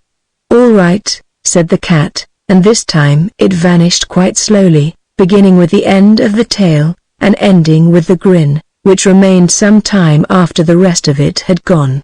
Well, I've often seen a cat without a grin, thought Alice, but a grin without a cat. It's the most curious thing I ever saw in my life. She had not gone much further before she came in sight of the house of the March Hare. She thought it must be the right house, because the chimneys were shaped like ears and the roof was thatched with fur. It was so large a house, that she did not like to go near it till she had nibbled some more of the left-hand bit of mushroom, and raised herself to about 2 feet high. Even then she walked up towards it rather timidly, saying to herself, suppose it should be raving mad after all. I almost wish I'd gone to see the Hatter instead. Chapter 7. A Mad Tea Party. There was a table set out under a tree in front of the house, and the March Hare and the Hatter were having tea at it. A dormouse was sitting between them, fast asleep, and the other two were using it as a cushion, resting their elbows on it, and talking over its head. Very uncomfortable for the dormouse, thought Alice, only, as it's asleep, I suppose it doesn't mind. The table was a large one, but the three were all crowded together at one corner of it. No room. No room, they cried out when they saw Alice coming. There's plenty of room, said Alice indignantly, and she sat down in a large armchair at one end of the table. Have some wine, the March Hare said in an encouraging tone. Alice looked all round the table, but there was nothing on it but tea. I don't see any wine, she remarked. There isn't any, said the March Hare. Then it wasn't very civil of you to offer it, said Alice angrily. It wasn't very civil of you to sit down without being invited, said the March Hare. I didn't know it was your table, said Alice. It's laid for a great many more than 3. Your hair wants cutting, said the Hatter. He had been looking at Alice for some time with great curiosity, and this was his first speech. You should learn not to make personal remarks, Alice said with some severity. It's very rude. The Hatter opened his eyes very wide on hearing this, but all he said was, Why is a raven like a writing desk? Come, we shall have some fun now, thought Alice. I'm glad they've begun asking riddles. I believe I can guess that, she added aloud. Do you mean that you think you can find out the answer to it? Said the March Hare. Exactly so, said Alice. Then you should say what you mean, the March Hare went on. I do, Alice hastily replied. At least I mean what I say. That's the same thing, you know. Not the same thing a bit, said the Hatter. You might just as well say that I see what I eat is the same thing as I eat what I see. You might just as well say, added the March Hare, that I like what I get is the same thing as I get what I like. You might just as well say, added the Dormouse, who seemed to be talking in his sleep, that I breathe when I sleep is the same thing as I sleep when I breathe. It is the same thing with you, said the Hatter, and here the conversation dropped, and the party sat silent for a minute, while Alice thought over all she could remember about ravens and writing desks, which wasn't much. The Hatter was the first to break the silence. What day of the month is it? He said, turning to Alice. He had taken his watch out of his pocket, and was looking at it uneasily, shaking it every now and then, and holding it to his ear. Alice considered a little, and then said the 4th. 2 days wrong, sighed the Hatter. I told you butter wouldn't suit the works, he added, looking angrily at the March Hare. It was the best butter, the March Hare meekly replied. Yes, but some crumbs must have got in as well, the Hatter grumbled. You shouldn't have put it in with the bread knife. The March Hare took the watch and looked at it gloomily, then he dipped it into his cup of tea, and looked at it again, but he could think of nothing better to say than his first remark. It was the best butter, you know. Alice had been looking over his shoulder with some curiosity. What a funny watch, she remarked. It tells the day of the month, and doesn't tell what o'clock it is. Why should it? Muttered the Hatter. Does your watch tell you what year it is? Of course not, Alice replied very readily, but that's because it stays the same year for such a long time together. Which is just the case with mine, said the Hatter. Alice felt dreadfully puzzled. The Hatter's remark seemed to have no sort of meaning in it, and yet it was certainly English. I don't quite understand you, she said, as politely as she could. The Dormouse is asleep again, said the Hatter, and he poured a little hot tea upon its nose. The Dormouse shook its head impatiently, and said, without opening its eyes, of course, just what I was going to remark myself. Have you guessed the riddle yet? The Hatter said, turning to Alice again. No, I give it up, Alice replied. What's the answer? I haven't the slightest idea, said the Hatter. Nor I, said the March Hare. Alice sighed wearily. I think you might do something better with the time, she said, than waste it in asking riddles that have no answers.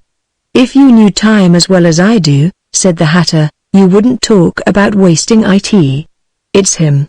I don't know what you mean, said Alice. Of course you don't, the Hatter said, tossing his head contemptuously. I dare say you never even spoke to time.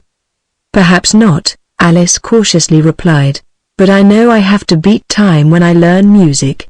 "Ah, that accounts for it," said the Hatter. "He won't stand beating.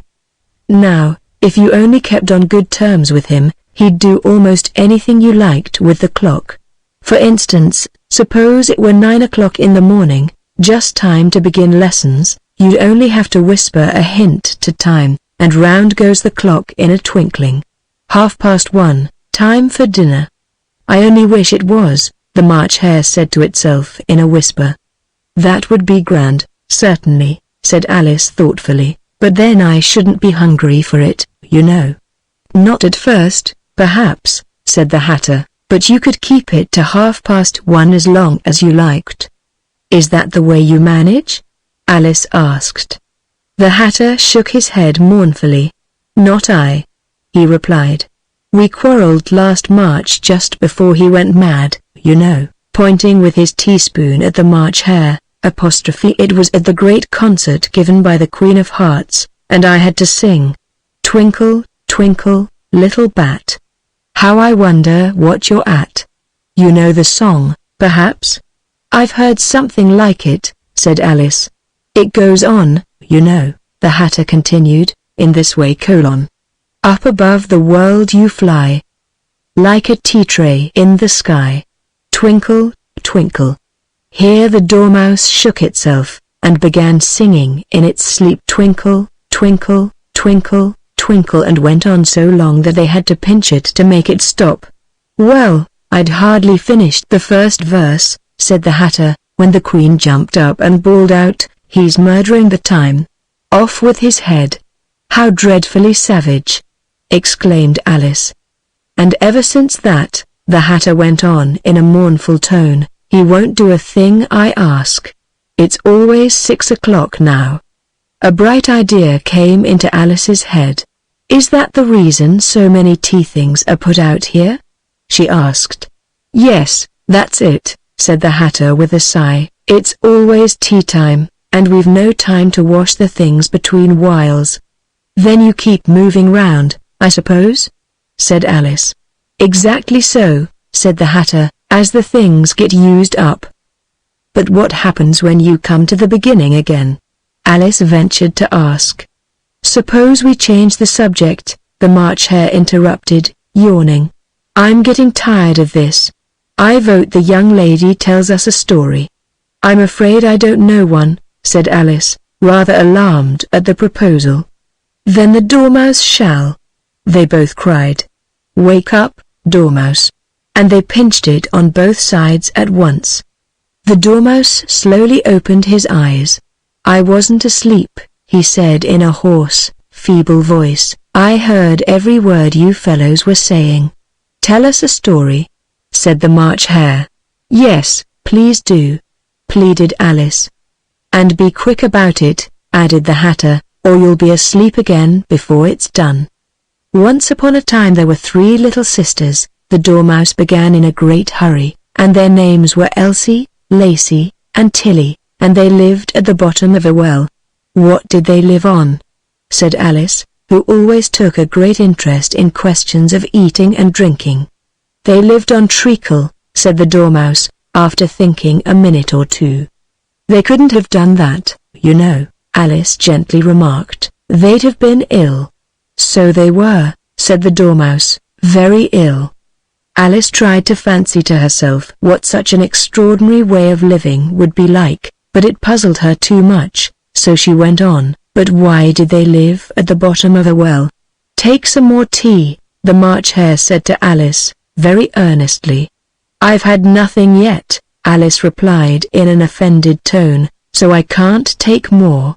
"You mean you can't take less," said the Hatter. "It's very easy to take more than nothing."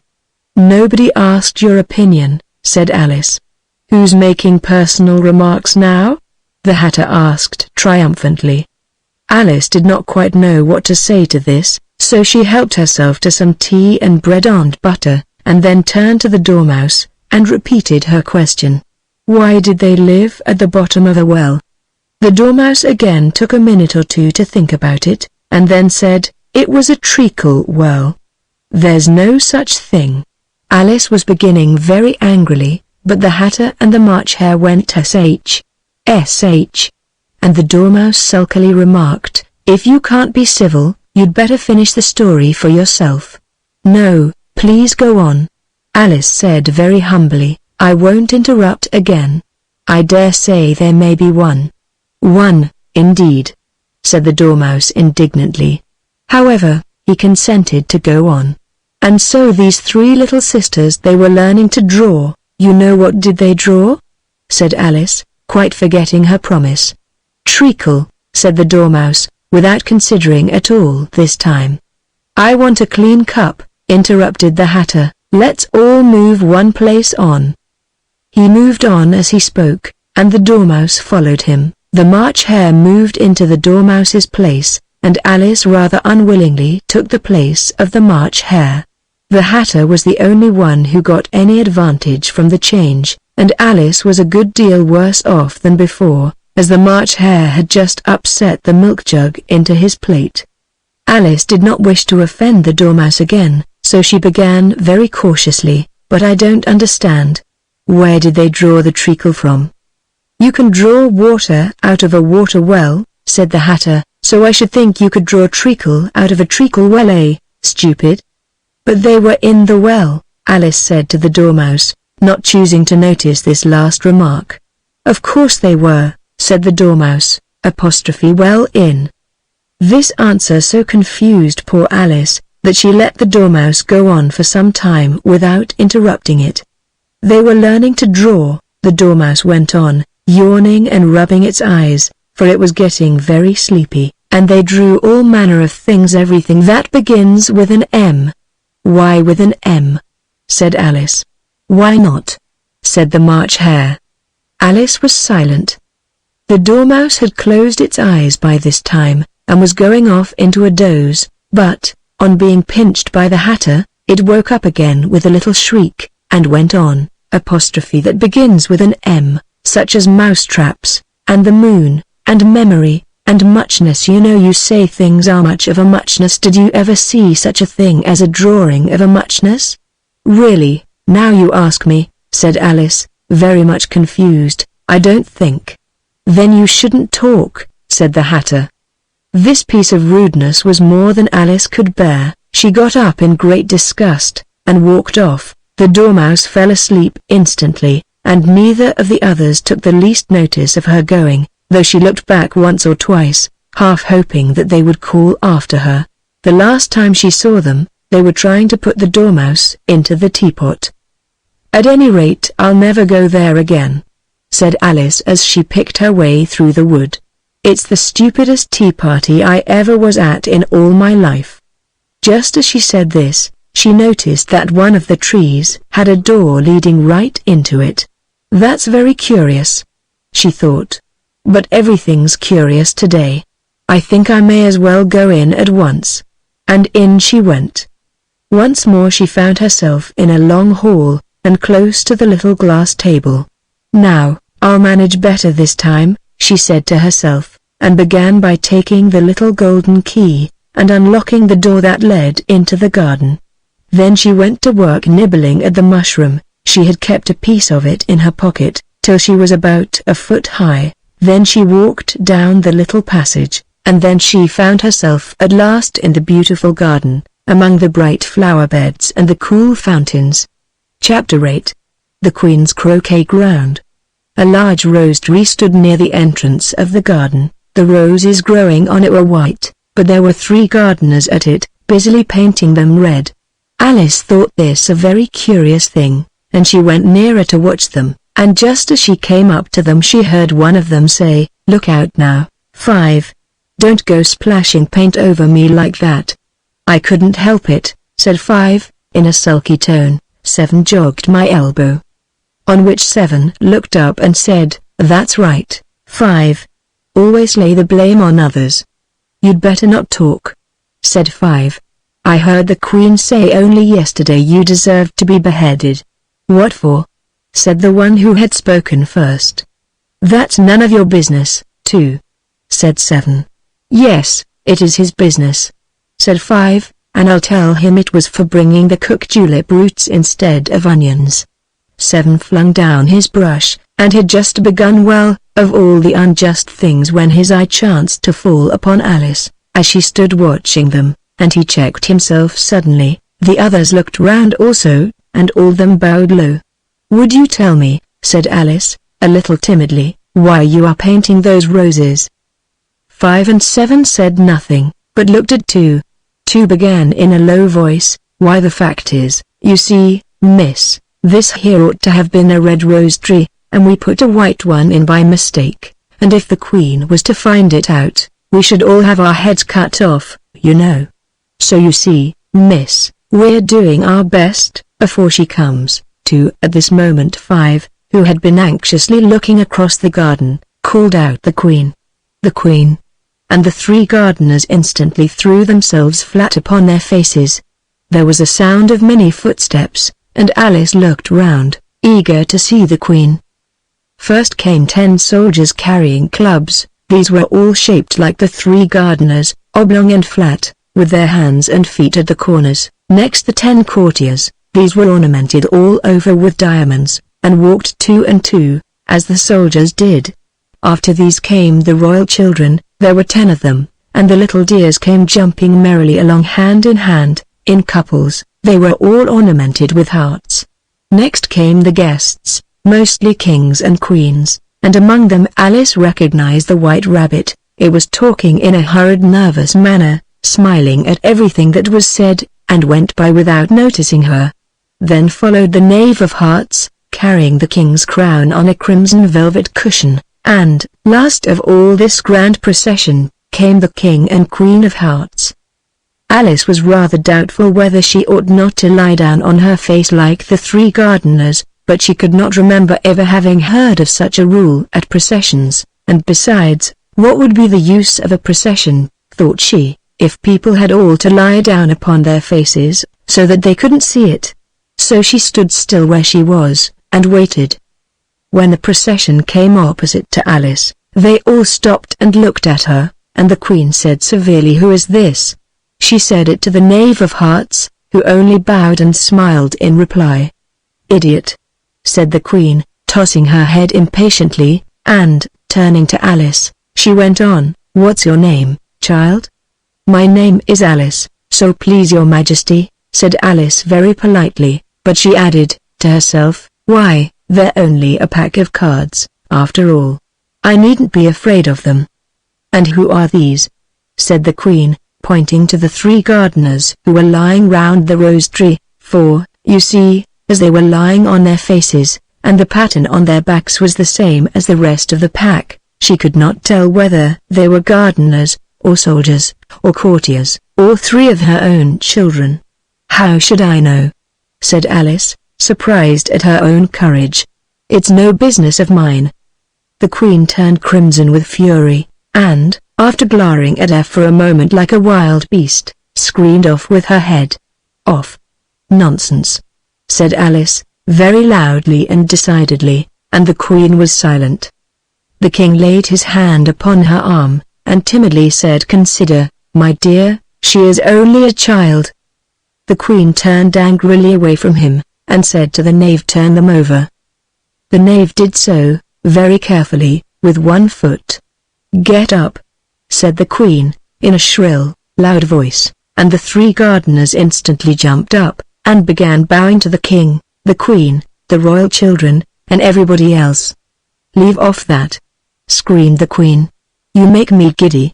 And then, turning to the rose tree, she went on, "What have you been doing here?" "May it please your Majesty," said 2, in a very humble tone, going down on one knee as he spoke, "we were trying." "I see," said the Queen, who had meanwhile been examining the roses. "Off with their heads." And the procession moved on, 3 of the soldiers remaining behind to execute the unfortunate gardeners, who ran to Alice for protection. "You shan't be beheaded," said Alice, and she put them into a large flower pot that stood near. The 3 soldiers wandered about for a minute or 2, looking for them, and then quietly marched off after the others. "Are their heads off?" shouted the Queen. "Their heads are gone, if it please your Majesty," the soldiers shouted in reply. "That's right," shouted the Queen. Can you play croquet?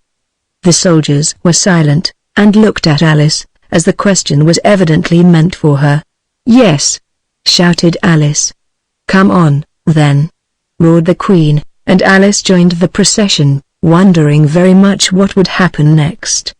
It's a very fine day, said a timid voice at her side. She was walking by the White Rabbit, who was peeping anxiously into her face. Very, said Alice, where's the Duchess? Hush, hush, said the rabbit in a low, hurried tone. He looked anxiously over his shoulder as he spoke, and then raised himself upon tiptoe, put his mouth close to her ear, and whispered, she's under sentence of execution. What for? Said Alice. Did you say what a pity? The rabbit asked. No, I didn't, said Alice. I don't think it's at all a pity. I said what for? She boxed the Queen's ears, the rabbit began. Alice gave a little scream of laughter. Oh, hush, the rabbit whispered in a frightened tone. The Queen will hear you. You see, she came rather late, and the Queen said. Get to your places, shouted the Queen in a voice of thunder, and people began running about in all directions, tumbling up against each other. However, they got settled down in a minute or two, and the game began.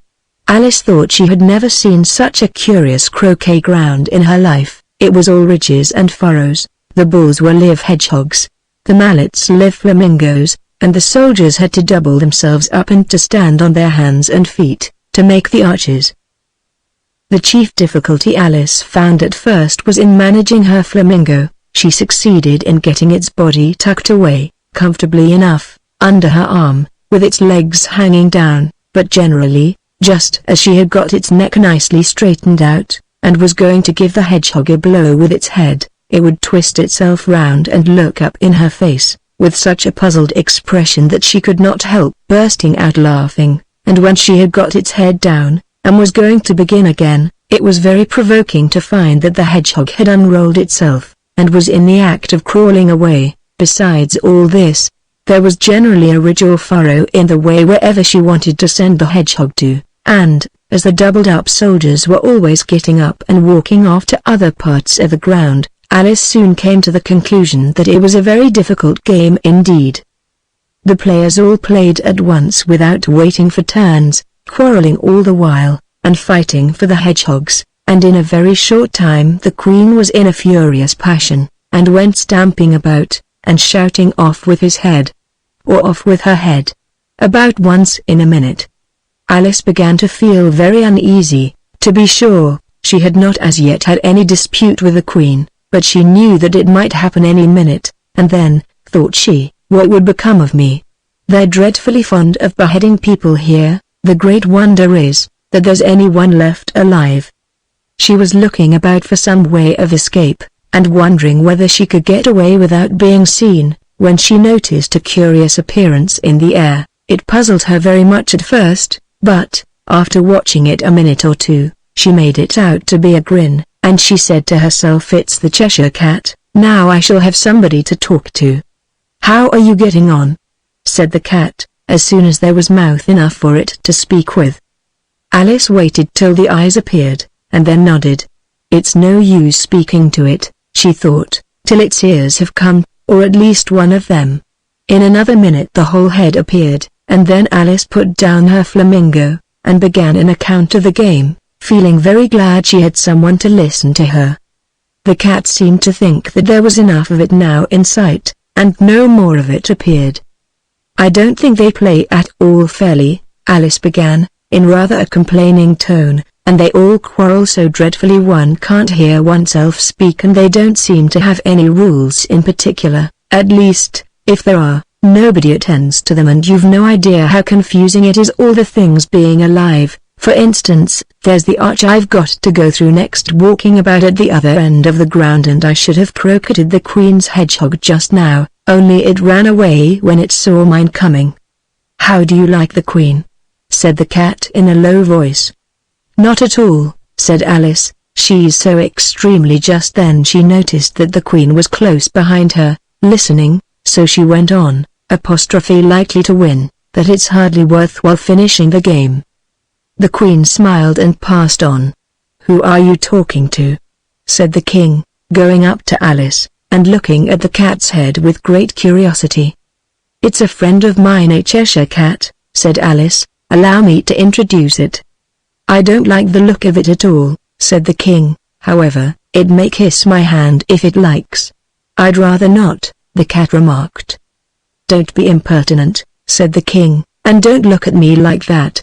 He got behind Alice as he spoke. "A cat may look at a king," said Alice. "I've read that in some book, but I don't remember where." "Well, it must be removed," said the King very decidedly, and he called the Queen, who was passing at the moment. "My dear, I wish you would have this cat removed."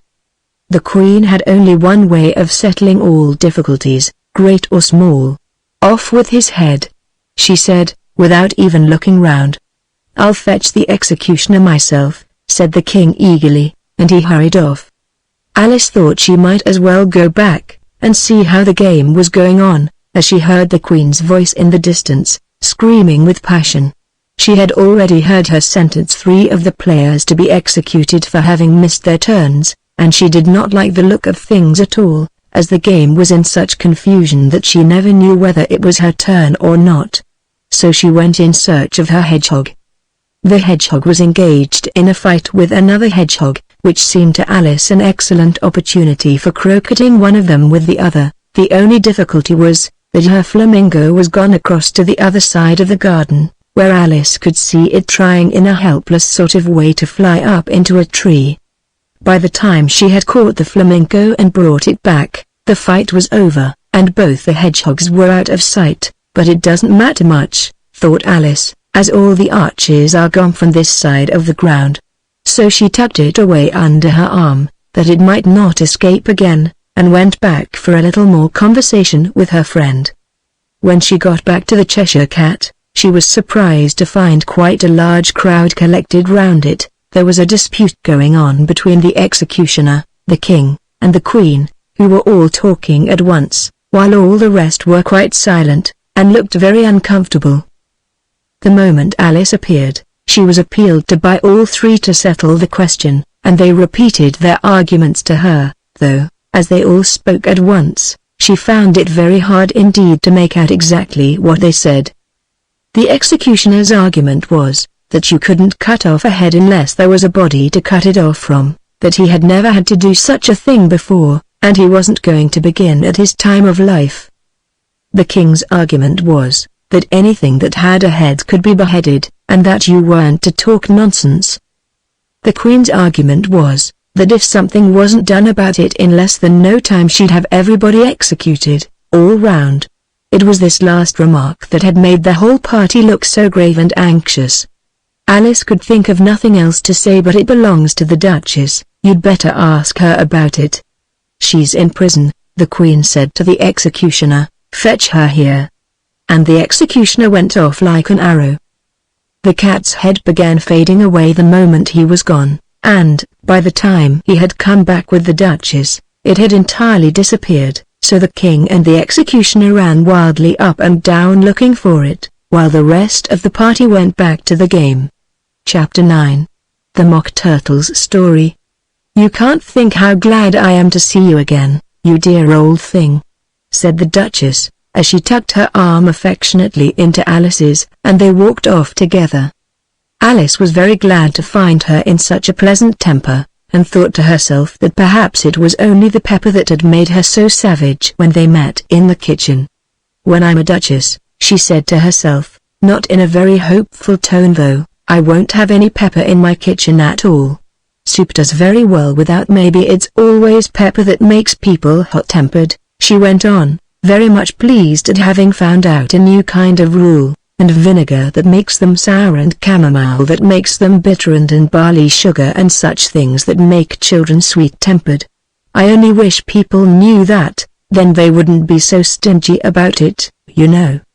She had quite forgotten the Duchess by this time, and was a little startled when she heard her voice close to her ear. "You're thinking about something, my dear, and that makes you forget to talk. I can't tell you just now what the moral of that is, but I shall remember it in a bit. Perhaps it hasn't one, Alice ventured to remark. "Tut, tut, child," said the Duchess. "Everything's got a moral, if only you can find it." And she squeezed herself up closer to Alice's side as she spoke. Alice did not much like keeping so close to her, first, because the Duchess was very ugly, and secondly, because she was exactly the right height to rest her chin upon Alice's shoulder, and it was an uncomfortably sharp chin. However, she did not like to be rude, so she bore it as well as she could. "The game's going on rather better now," she said, by way of keeping up the conversation a little. "'Tis so," said the Duchess, "and the moral of that is oh, 'tis love, that makes the world go round." "Somebody said," Alice whispered, "that it's done by everybody minding their own business." Well, it means much the same thing," said the Duchess, digging her sharp little chin into Alice's shoulder as she added, "and the moral of that is take care of the scents, and the sounds will take care of themselves." How fond she is of finding morals in things, Alice thought to herself. "I dare say you're wondering why I don't put my arm round your waist," the Duchess said after a pause. "The reason is, that I'm doubtful about the temper of your flamingo.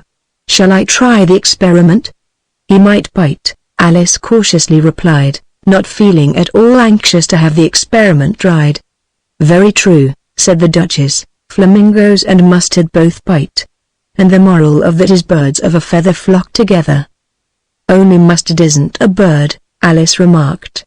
"Right, as usual," said the Duchess, "what a clear way you have of putting things." "It's a mineral, I think," said Alice. "Of course it is," said the Duchess, who seemed ready to agree to everything that Alice said. "There's a large mustard mine near here. And the moral of that is the more there is of mine, the less there is of yours." "Oh, I know," exclaimed Alice, who had not attended to this last remark. "It's a vegetable. It doesn't look like one, but it is." "I quite agree with you," said the Duchess, "and the moral of that is be what you would seem to be, or if you'd like it put more simply, never imagine yourself not to be otherwise than what it might appear to others that what you were or might have been was not otherwise than what you had been would have appeared to them to be otherwise." "I think I should understand that better," Alice said very politely, "if I had it written down, but I can't quite follow it as you say it." "That's nothing to what I could say if I chose," the Duchess replied, in a pleased tone. "Pray don't trouble yourself to say it any longer than that," said Alice. "Oh, don't talk about trouble," said the Duchess. "I make you a present of everything I've said as yet." "A cheap sort of present," thought Alice. "I'm glad they don't give birthday presents like that." But she did not venture to say it out loud. "Thinking again?" the Duchess asked, with another dig of her sharp little chin. "I've a right to think," said Alice sharply, for she was beginning to feel a little worried. "Just about as much right," said the Duchess, "as pigs have to fly, and the M." But here, to Alice's great surprise, the Duchess's voice died away, even in the middle of her favorite word moral, and the arm that was linked into hers began to tremble. Alice looked up, and there stood the Queen in front of them, with her arms folded, frowning like a thunderstorm. "A fine day, Your Majesty," the Duchess began in a low, weak voice. "Now, I give you fair warning," shouted the Queen, stamping on the ground as she spoke, "either you or your head must be off, and that in about half no time. Take your choice." The Duchess took her choice, and was gone in a moment. "Let's go on with the game," the Queen said to Alice, and Alice was too much frightened to say a word, but slowly followed her back to the croquet ground. The other guests had taken advantage of the Queen's absence, and were resting in the shade. However, the moment they saw her, they hurried back to the game, the Queen merely remarking that a moment's delay would cost them their lives. All the time they were playing, the Queen never left off quarreling with the other players, and shouting "off with his head," or "off with her head."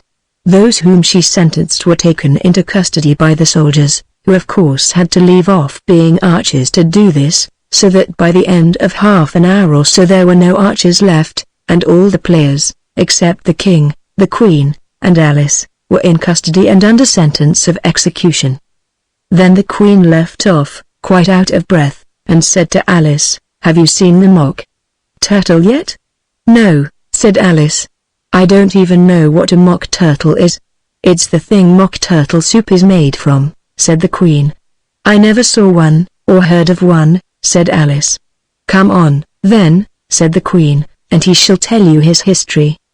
As they walked off together, Alice heard the King say in a low voice, to the company generally, "You are all pardoned. Come, that's a good thing," she said to herself, for she had felt quite unhappy at the number of executions the Queen had ordered. They very soon came upon a griffin, lying fast asleep in the sun. If you don't know what a griffin is, look at the picture, up, lazy thing, said the Queen, and take this young lady to see the mock turtle, and to hear his history. I must go back and see after some executions I have ordered, and she walked off, leaving Alice alone with the griffin. Alice did not quite like the look of the creature, but on the whole she thought it would be quite as safe to stay with it as to go after that savage Queen, so she waited. The griffin sat up and rubbed its eyes, then it watched the Queen till she was out of sight, then it chuckled. "What fun!" said the griffin, half to itself, half to Alice. "What is the fun?" said Alice. "Why, said the griffin. "It's all her fancy, that they never executes nobody, you know. Come on. Everybody says come on." Here, thought Alice, as she went slowly after it, "I never was so ordered about in all my life, never." They had not gone far before they saw the mock turtle in the distance, sitting sad and lonely on a little ledge of rock, and, as they came nearer, Alice could hear him sighing as if his heart would break. She pitied him deeply. "What is his sorrow?" she asked the griffin, and the griffin answered, very nearly in the same words as before, "It's all his fancy, that he hasn't got no sorrow, you know. Come on." So they went up to the mock turtle, who looked at them with large eyes full of tears, but said nothing. "This here young lady," said the griffin, "she wants for to know your history, she do." "I'll tell it her," said the mock turtle in a deep, hollow tone. "Sit down, both of you, and don't speak a word till I've finished." So they sat down, and nobody spoke for some minutes. Alice thought to herself, "I don't see how he can even finish, if he doesn't begin." But she waited patiently. "Once," said the mock turtle at last, with a deep sigh, "I was a real turtle." These words were followed by a very long silence, broken only by an occasional exclamation of HJCKRRH from the griffin, and the constant heavy sobbing of the mock turtle. Alice was very nearly getting up and saying, "Thank you, sir, for your interesting story," but she could not help thinking there must be more to come, so she sat still and said nothing. "When we were little," the mock turtle went on at last, more calmly, though still sobbing a little now and then, "we went to school in the sea. The master was an old turtle. We used to call him Tortoise." "Why did you call him Tortoise, if he wasn't one?" Alice asked. "We called him Tortoise because he taught us," said the mock turtle angrily. "Really, you are very dull. You ought to be ashamed of yourself for asking such a simple question," added the griffin, and then they both sat silent and looked at poor Alice, who felt ready to sink into the earth. At last the griffin said to the mock turtle, "Drive on, old fellow. Don't be all day about it." And he went on in these words. "Yes, we went to school in the sea, though you mayn't believe it." "I never said I didn't," interrupted Alice. "You did," said the mock turtle. "Hold your tongue," added the griffin, before Alice could speak again. The mock turtle went on. "We had the best of educations. In fact, we went to school every day. I've been to a day school, too," said Alice. "You needn't be so proud as all that." "With extras?" asked the mock turtle a little anxiously. "Yes," said Alice, "we learned French and music." "And washing?" said the mock turtle. "Certainly not," said Alice indignantly. "Ah, then yours wasn't a really good school," said the mock turtle in a tone of great relief. Now at ours they had at the end of the bill, French, music, and washing extra. "You couldn't have wanted it much," said Alice, living at the bottom of the sea. I couldn't afford to learn it," said the Mock Turtle with a sigh. "I only took the regular course." "What was that?" inquired Alice. "Reeling and writhing, of course, to begin with," the Mock Turtle replied, "and then the different branches of arithmetic: ambition, distraction, uglification, and derision." "I never heard of uglification," Alice ventured to say. "What is it?" The Griffin lifted up both its paws in surprise. "What? Never heard of uglifying?" it exclaimed. "You know what to beautify is, I suppose?" "Yes," said Alice doubtfully, "it means to make anything prettier." "Well, then," the Griffin went on, "if you don't know what to uglify is, you are a simpleton." Alice did not feel encouraged to ask any more questions about it, so she turned to the Mock Turtle, and said, "What else had you to learn?"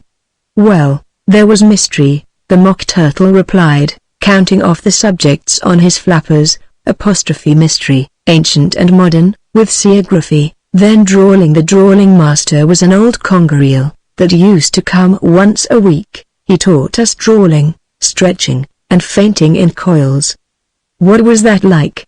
said Alice. "Well, I can't show it you myself," the Mock Turtle said. "I'm too stiff." And the Griffin never learnt it. "Hadn't time," said the Griffin. "I went to the classics master, though. He was an old crab, he was." "I never went to him," the Mock Turtle said with a sigh. "He taught laughing and grief, they used to say." "So he did," said the Griffin, sighing in his turn, and both creatures hid their faces in their paws. "And how many hours a day did you do lessons?" said Alice, in a hurry to change the subject. 10 hours the first day," said the Mock Turtle, 9 the next, and so on. "What a curious plan!" exclaimed Alice. "That's the reason they're called lessons," the Griffin remarked, "because they lessen from day to day." This was quite a new idea to Alice, and she thought it over a little before she made her next remark. "Then the 11th day must have been a holiday." "Of course it was," said the Mock Turtle. "And how did you manage on the 12th?"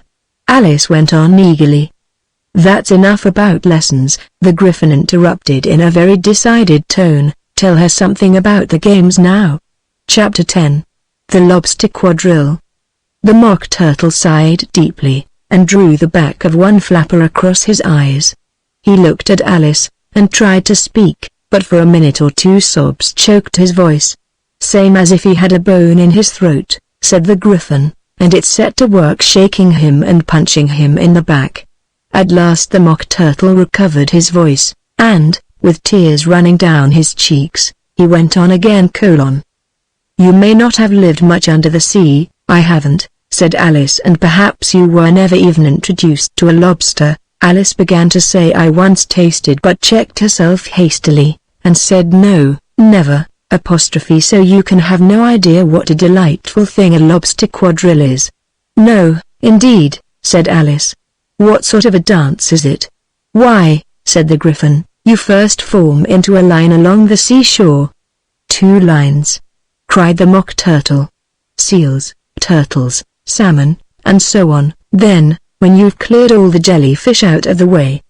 "That generally takes some time," interrupted the Griffin. "You advance twice. Each with a lobster as a partner," cried the Griffin. "Of course," the Mock Turtle said, "advance twice, set to partners. Change lobsters, and retire in same order," continued the Griffin. "Then, you know," the Mock Turtle went on, "you throw there." "The lobsters!" shouted the Griffin, with a bound into the air. "As far out to sea as you can." "Swim after them!" screamed the Griffin. "Turn a somersault in the sea!" cried the Mock Turtle, capering wildly about. "Change lobsters again!" yelled the Griffin at the top of its voice. "Back to land again, and that's all the first figure," said the Mock Turtle, suddenly dropping his voice, and the 2 creatures, who had been jumping about like mad things all this time, sat down again very sadly and quietly, and looked at Alice. "It must be a very pretty dance," said Alice timidly. "Would you like to see a little of it?" said the Mock Turtle. Very much indeed, said Alice. Come, let's try the first figure, said the Mock Turtle to the Griffin. We can do without lobsters, you know. Which shall sing? Oh, you sing, said the Griffin. I've forgotten the words. So they began solemnly dancing round and round Alice, every now and then treading on her toes when they passed too close, and waving their forepaws to mark the time, while the Mock Turtle sang this, very slowly and sadly: Apostrophe. Will you walk a little faster? Said a whiting to a snail. There's a porpoise close behind us, and he's treading on my tail. See how eagerly the lobsters and the turtles all advance. They are waiting on a shingle. Will you come and join the dance? Will you, won't you, will you, won't you, will you join the dance? Will you, won't you, will you, won't you join the dance? You can really have no notion how delightful it will be when they take us up and throw us, with the lobsters, out to sea. But the snail replied, too far, and gave a look askance. Said he thanked the whiting kindly, but he would not join the dance. Would not, could not, would not, could not, would not join the dance. Would not, could not, would not, could not join the dance. Apostrophe. What matters it how far we go? His scaly friend replied. There is another shore, you know, upon the other side. The further off from England the nearer is to France. Then turn not pale, beloved snail, but come and join the dance. Will you, won't you, will you, won't you, will you join the dance? Will you, won't you, will you, won't you join the dance? Thank you, it's a very interesting dance to watch, said Alice, feeling very glad that it was over at last, and I do so like that curious song about the whiting. Oh, as to the whiting, said the Mock Turtle. You've seen them, of course? Yes, said Alice, I've often seen them at Din. She checked herself hastily. I don't know where Din may be, said the Mock Turtle, but if you've seen them so often, of course you know what they're like. I believe so, Alice replied thoughtfully. They have their tails in their mouths and they're all over crumbs. You're wrong about the crumbs, said the Mock Turtle. Crumbs would all wash off in the sea. But they have their tails in their mouths, and the reason is here. The Mock Turtle yawned and shut his eyes. Tell her about the reason and all that, he said to the Griffin. The reason is, said the Griffin, that they would go with the lobsters to the dance. So they got thrown out to sea. So they had to fall a long way. So they got their tails fast in their mouths. So they couldn't get them out again. That's all. Thank you, said Alice, it's very interesting. I never knew so much about a whiting before. I can tell you more than that, if you like, said the Griffin. Do you know why it's called a whiting? I never thought about it, said Alice. Why? It does the boots and shoes. The Griffin replied very solemnly. Alice was thoroughly puzzled. Does the boots and shoes? She repeated in a wondering tone. Why, what are your shoes done with? Said the Griffin. I mean, what makes them so shiny? Alice looked down at them, and considered a little before she gave her answer. They're done with blacking, I believe.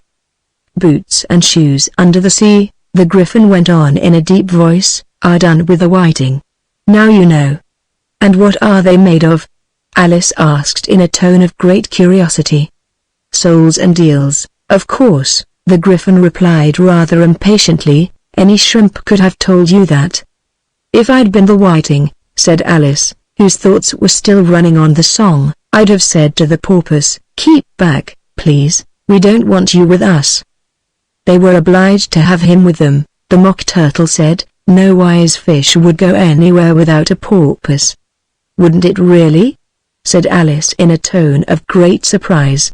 Of course not, said the Mock Turtle. Why, if a fish came to me, and told me he was going a journey, I should say with what purpose. Don't you mean purpose? Said Alice. I mean what I say, the Mock Turtle replied in an offended tone. And the Griffin added, come, let's hear some of your adventures. I could tell you my adventures beginning from this morning, said Alice a little timidly, But it's no use going back to yesterday, because I was a different person then. Explain all that, said the Mock Turtle. No, no. The adventures first, said the Griffin in an impatient tone. Explanations take such a dreadful time. So Alice began telling them her adventures from the time when she first saw the White Rabbit. She was a little nervous about it just at first. The two creatures got so close to her, one on each side, and opened their eyes and mouths so very wide, but she gained courage as she went on. Her listeners were perfectly quiet till she got to the part about her repeating UROLD, Father William, to the caterpillar, and the words all coming different, and then the Mock Turtle drew a long breath, and said that's very curious. It's all about as curious as it can be, said the Griffin. It all came different. The Mock Turtle repeated thoughtfully. I should like to hear her try and repeat something now. Tell her to begin. He looked at the Griffin as if he thought it had some kind of authority over Alice. Stand up and repeat. 'Tis the voice of the sluggard, said the Griffin. How the creatures order one about, and make one repeat lessons. Thought Alice, I might as well be at school at once. However, she got up, and began to repeat it, but her head was so full of the lobster quadrille, that she hardly knew what she was saying, and the words came very queer indeed. 'Tis the voice of the lobster, I heard him declare. You have baked me too brown, I must sugar my hair. As a duck with its eyelids, so he with his nose trims his belt and his buttons, and turns out his toes. Later editions continued as follows. When the sands are all dry, he is gay as a lark, and will talk in contemptuous tones of the shark. But, when the tide rises and sharks are around, his voice has a timid and tremulous sound. That's different from what I used to say when I was a child, said the Griffin. Well, I never heard it before, said the Mock Turtle, but it sounds uncommon nonsense. Alice said nothing. She had sat down with her face in her hands, wondering if anything would ever happen in a natural way again. I should like to have it explained, said the Mock Turtle. She can't explain it, said the Griffin hastily. Go on with the next verse. But about his toes? The Mock Turtle persisted. How could he turn them out with his nose, you know? It's the first position in dancing, Alice said, but was dreadfully puzzled by the whole thing, and longed to change the subject. Go on with the next verse, the Griffin repeated impatiently. It begins I passed by his garden.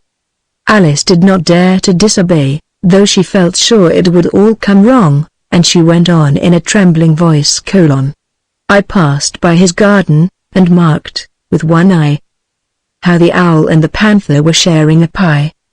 Later editions continued as follows. The panther took pie crust, and gravy, and meat, while the owl had the dish as its share of the treat. When the pie was all finished, the owl, as a boon, was kindly permitted to pocket the spoon, while the panther received knife and fork with a growl, and concluded the banquet.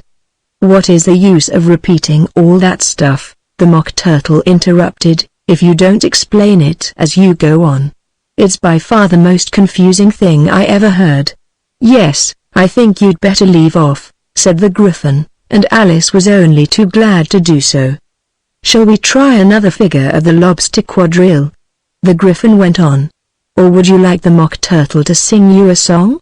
Oh, a song, please, if the Mock Turtle would be so kind, Alice replied, so eagerly that the Griffin said, in a rather offended tone, no accounting for tastes. Sing her turtle soup, will you, old fellow? The Mock Turtle sighed deeply, and began, in a voice sometimes choked with sobs, to sing this: Beautiful soup, so rich and green, waiting in a hot tureen. Who for such dainties would not stoop? Soup of the evening, beautiful soup. Soup of the evening, beautiful soup. Beautiful soup. Beautiful soup. Soup of the evening, beautiful, beautiful soup. Beautiful soup. Who cares for fish, game, or any other dish? Who would not give all else for 2 pennyworth only of beautiful soup? Pennyworth only of beautiful soup. Beautiful soup. Beautiful Suop. Suop of the evening. Beautiful, beautiful soup. Chorus again. Cried the griffin, and the mock turtle had just begun to repeat it, when a cry of the trial's beginning was heard in the distance. Come on, cried the griffin, and, taking Alice by the hand, it hurried off, without waiting for the end of the song. What trial is it? Alice panted as she ran, but the griffin only answered come on, and ran the faster, while more and more faintly came, carried on the breeze that followed them, the melancholy words : Suop of the evening. Beautiful, beautiful soup. Chapter 11. Who Stole the Tarts? The King and Queen of Hearts were seated on their throne when they arrived, with a great crowd assembled about them, all sorts of little birds and beasts, as well as the whole pack of cards. The knave was standing before them, in chains, with a soldier on each side to guard him, and near the king was the white rabbit, with a trumpet in one hand, and a scroll of parchment in the other. In the very middle of the court was a table, with a large dish of tarts upon it. They looked so good, that it made Alice quite hungry to look at them. I wish they'd get the trial done, she thought, and hand round the refreshments. But there seemed to be no chance of this, so she began looking at everything about her, to pass away the time. Alice had never been in a court of justice before, but she had read about them in books, and she was quite pleased to find that she knew the name of nearly everything there. That's the judge, she said to herself, because of his great wig. The judge, by the way, was the king, and as he wore his crown over the wig, look at the frontispiece if you want to see how he did it. He did not look at all comfortable, and it was certainly not becoming. And that's the jury box, thought Alice, and those 12 creatures. She was obliged to say creatures, you see, because some of them were animals, and some were birds. I suppose they are the jurors. She said this last word 2 or 3 times over to herself, being rather proud of it, for she thought, and rightly too, that very few little girls of her age knew the meaning of it at all. However, jurymen would have done just as well. The 12 jurors were all writing very busily on slates. What are they doing? Alice whispered to the griffin. They can't have anything to put down yet, before the trial's begun. They're putting down their names, the griffin whispered in reply, for fear they should forget them before the end of the trial. Stupid things. Alice began in a loud, indignant voice, but she stopped hastily, for the white rabbit cried out, silence in the court. And the king put on his spectacles and looked anxiously round, to make out who was talking. Alice could see, as well as if she were looking over their shoulders, that all the jurors were writing down stupid things on their slates, and she could even make out that one of them didn't know how to spell stupid, and that he had to ask his neighbor to tell him. A nice muddle their slates'll be in before the trial's over, thought Alice. One of the jurors had a pencil that squeaked. This, of course, Alice could not stand, and she went round the court and got behind him, and very soon found an opportunity of taking it away. She did it so quickly that the poor little juror, it was Bill, the lizard, could not make out at all what had become of it, so, after hunting all about for it, he was obliged to write with one finger for the rest of the day, and this was of very little use, as it left no mark on the slate. Herald, read the accusation, said the king. On this the white rabbit blew 3 blasts on the trumpet, and then unrolled the parchment scroll, and read as follows: The Queen of Hearts, she made some tarts, all on a summer day. The Knave of Hearts, he stole those tarts, and took them quite away. Consider your verdict, the king said to the jury. Not yet, not yet. The rabbit hastily interrupted. There's a great deal to come before that.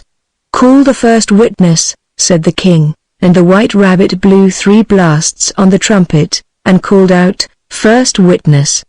The first witness was the hatter. He came in with a teacup in one hand and a piece of bread and butter in the other. I beg pardon, your majesty, he began, for bringing these in, but I hadn't quite finished my tea when I was sent for. "You ought to have finished," said the king. "When did you begin?" The Hatter looked at the March Hare, who had followed him into the court, arm in arm with the Dormouse. 14th of March, I think it was, he said. 15th, said the March Hare. 16th, added the Dormouse. Write that down, the king said to the jury, and the jury eagerly wrote down all 3 dates on their slates, and then added them up, and reduced the answer to shillings and pence. Take off your hat, the king said to the Hatter. It isn't mine, said the Hatter. Stolen, the king exclaimed, turning to the jury, who instantly made a memorandum of the fact.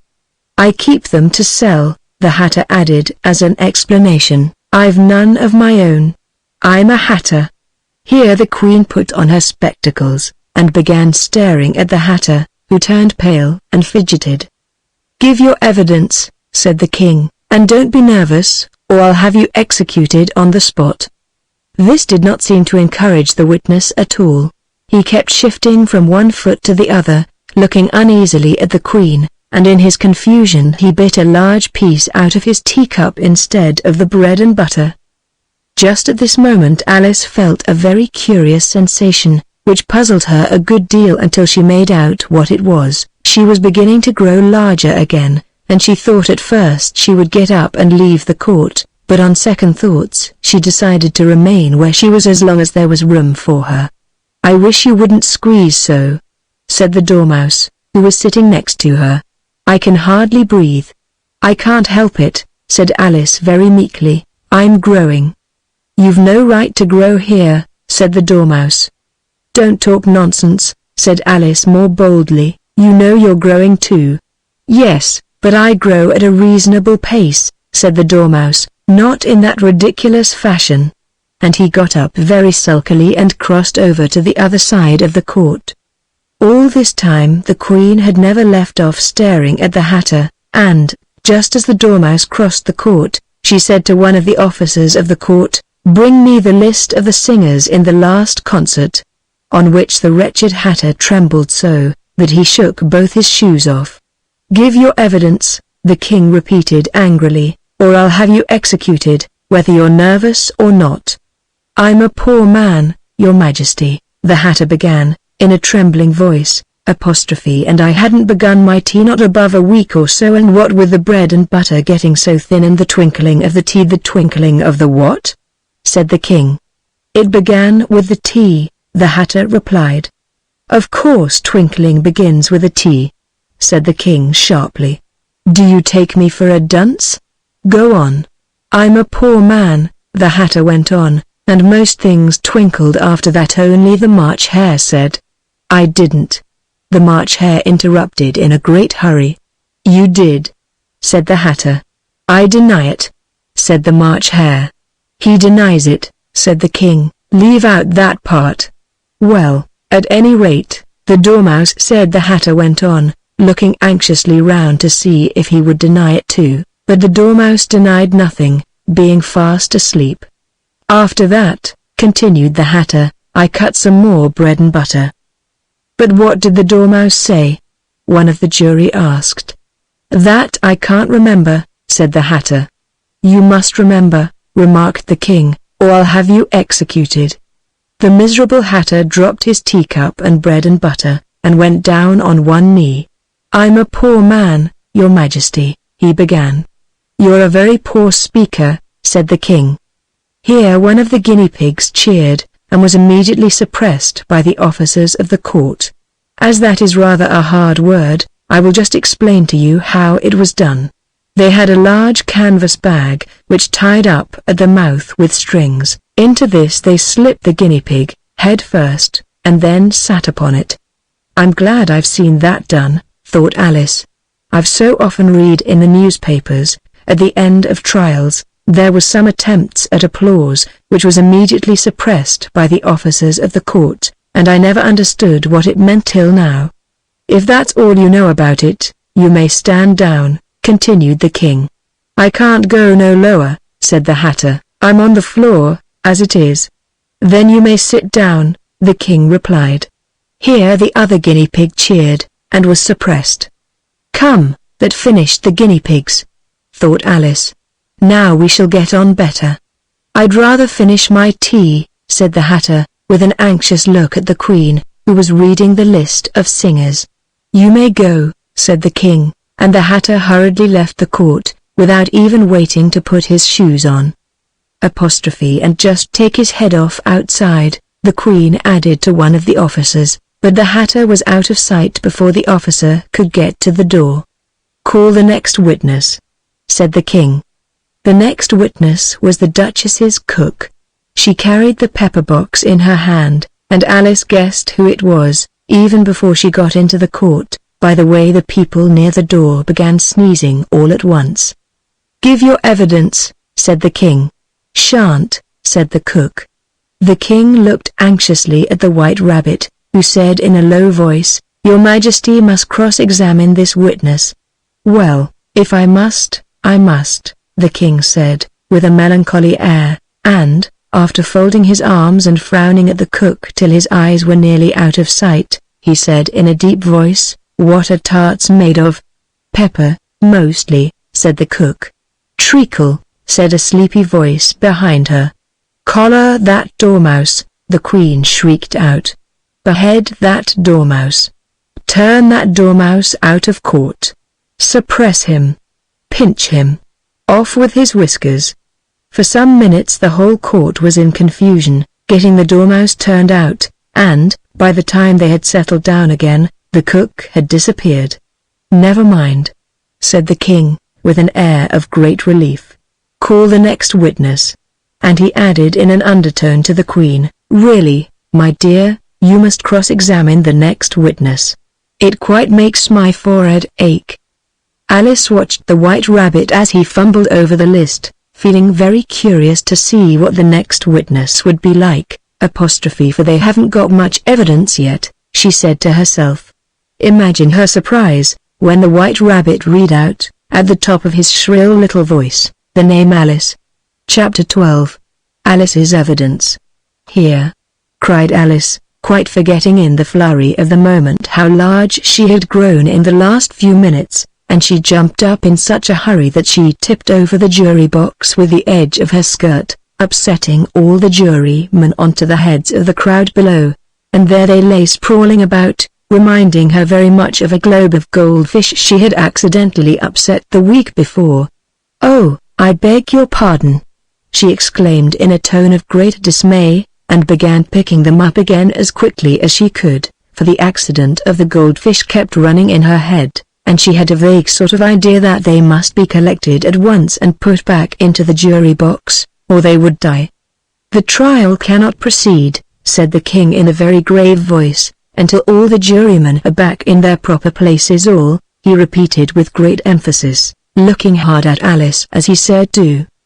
Alice looked at the jury box, and saw that, in her haste, she had put the lizard in head downwards, and the poor little thing was waving its tail about in a melancholy way, being quite unable to move. She soon got it out again, and put it right. "Not that it signifies much," she said to herself. "I should think it would be quite as much use in the trial one way up as the other."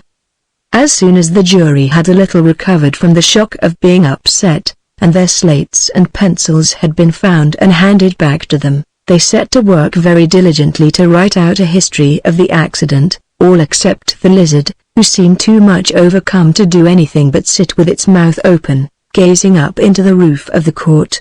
"What do you know about this business?" the King said to Alice. "Nothing," said Alice. "Nothing whatever?" persisted the King. "Nothing whatever," said Alice. "That's very important," the King said, turning to the jury. They were just beginning to write this down on their slates, when the White Rabbit interrupted. "Unimportant, Your Majesty means, of course," he said in a very respectful tone, but frowning and making faces at him as he spoke.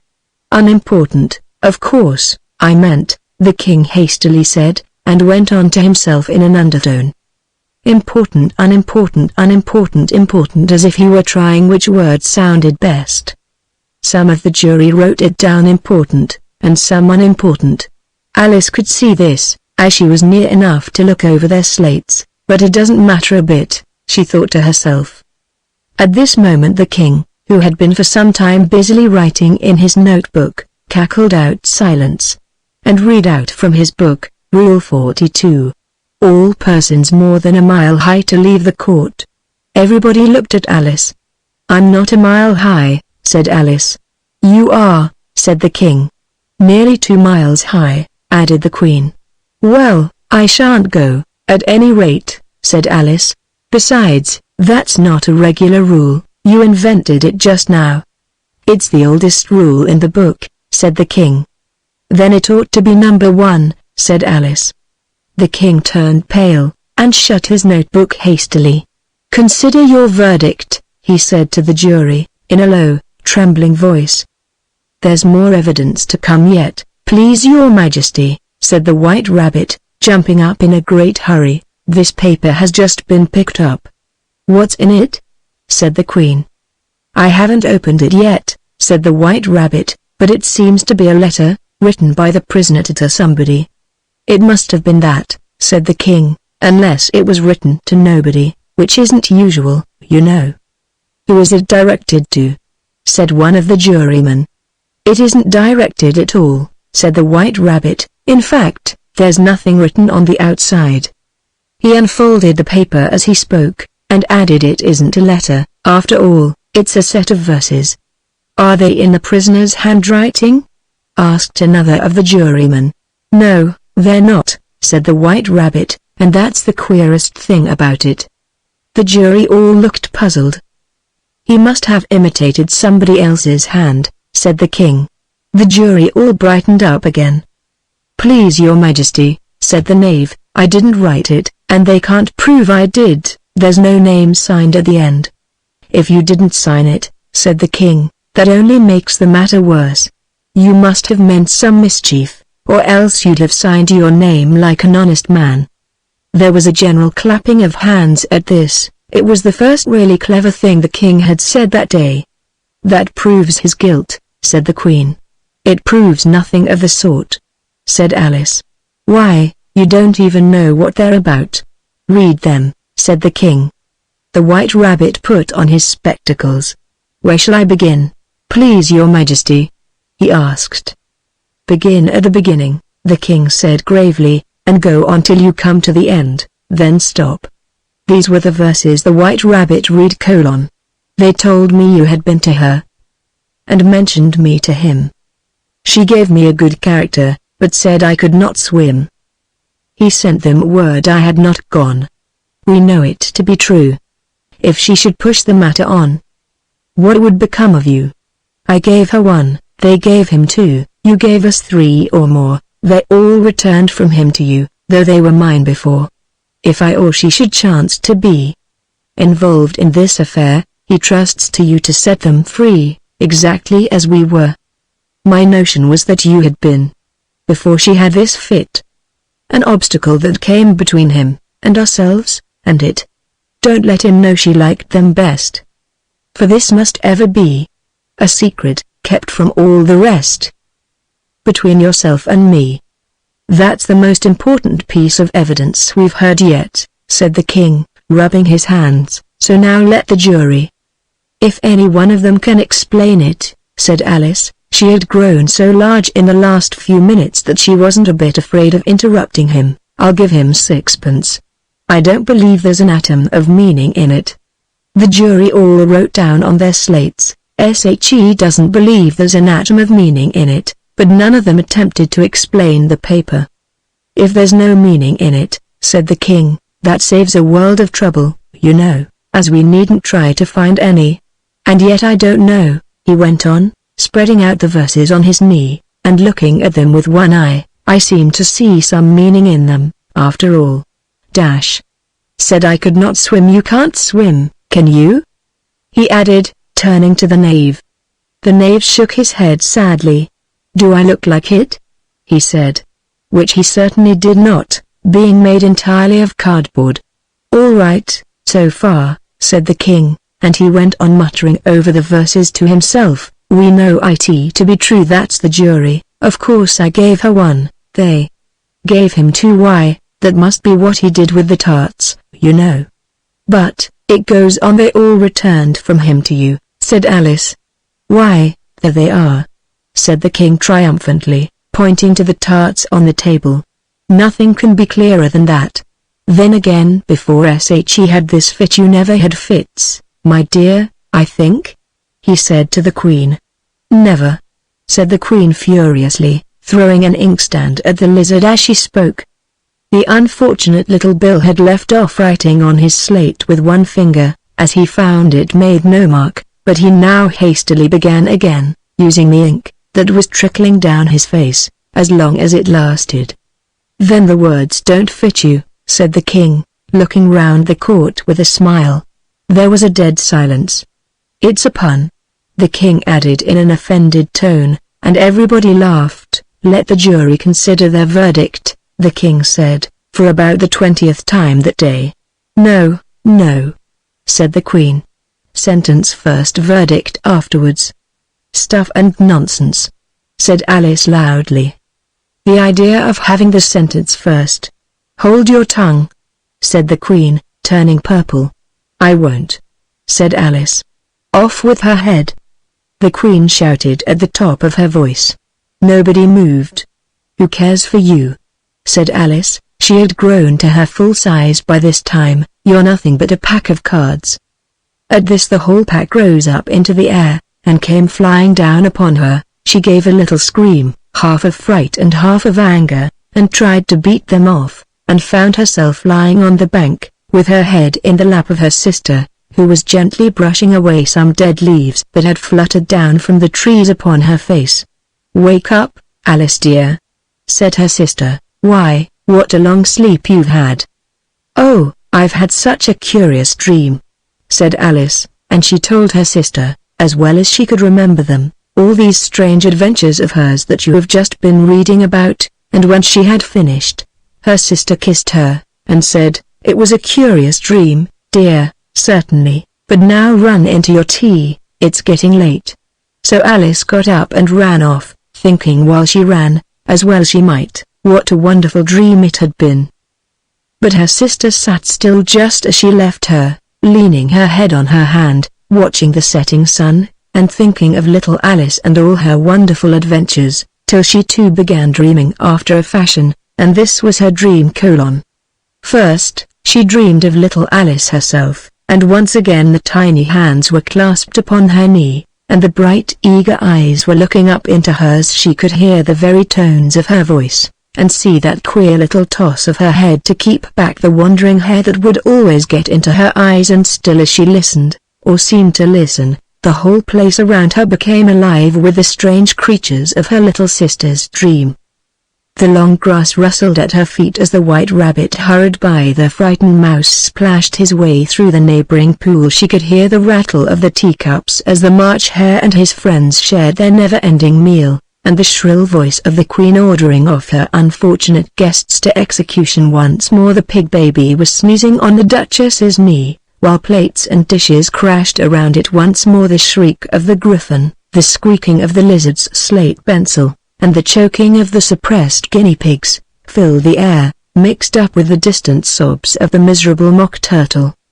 So she sat on, with closed eyes, and half believed herself in Wonderland, though she knew she had but to open them again, and all would change to dull reality. The grass would be only rustling in the wind, and the pool rippling to the waving of the reeds. The rattling teacups would change to tinkling sheep bells, and the queen's shrill cries to the voice of the shepherd boy, and the sneeze of the baby, the shriek of the griffin, and all the other queer noises, would change, she knew, to the confused clamor of the busy farmyard, while the lowing of the cattle in the distance would take the place of the mock turtle's heavy sobs. Lastly, she pictured to herself how this same little sister of hers would, in the after-time, be herself a grown woman, and how she would keep, through all her riper years, the simple and loving heart of her childhood, and how she would gather about her other little children, and make their eyes bright and eager with many a strange tale, perhaps even with the dream of Wonderland of long ago, and how she would feel with all their simple sorrows, and find a pleasure in all their simple joys, remembering her own child life, and the happy summer days. The End.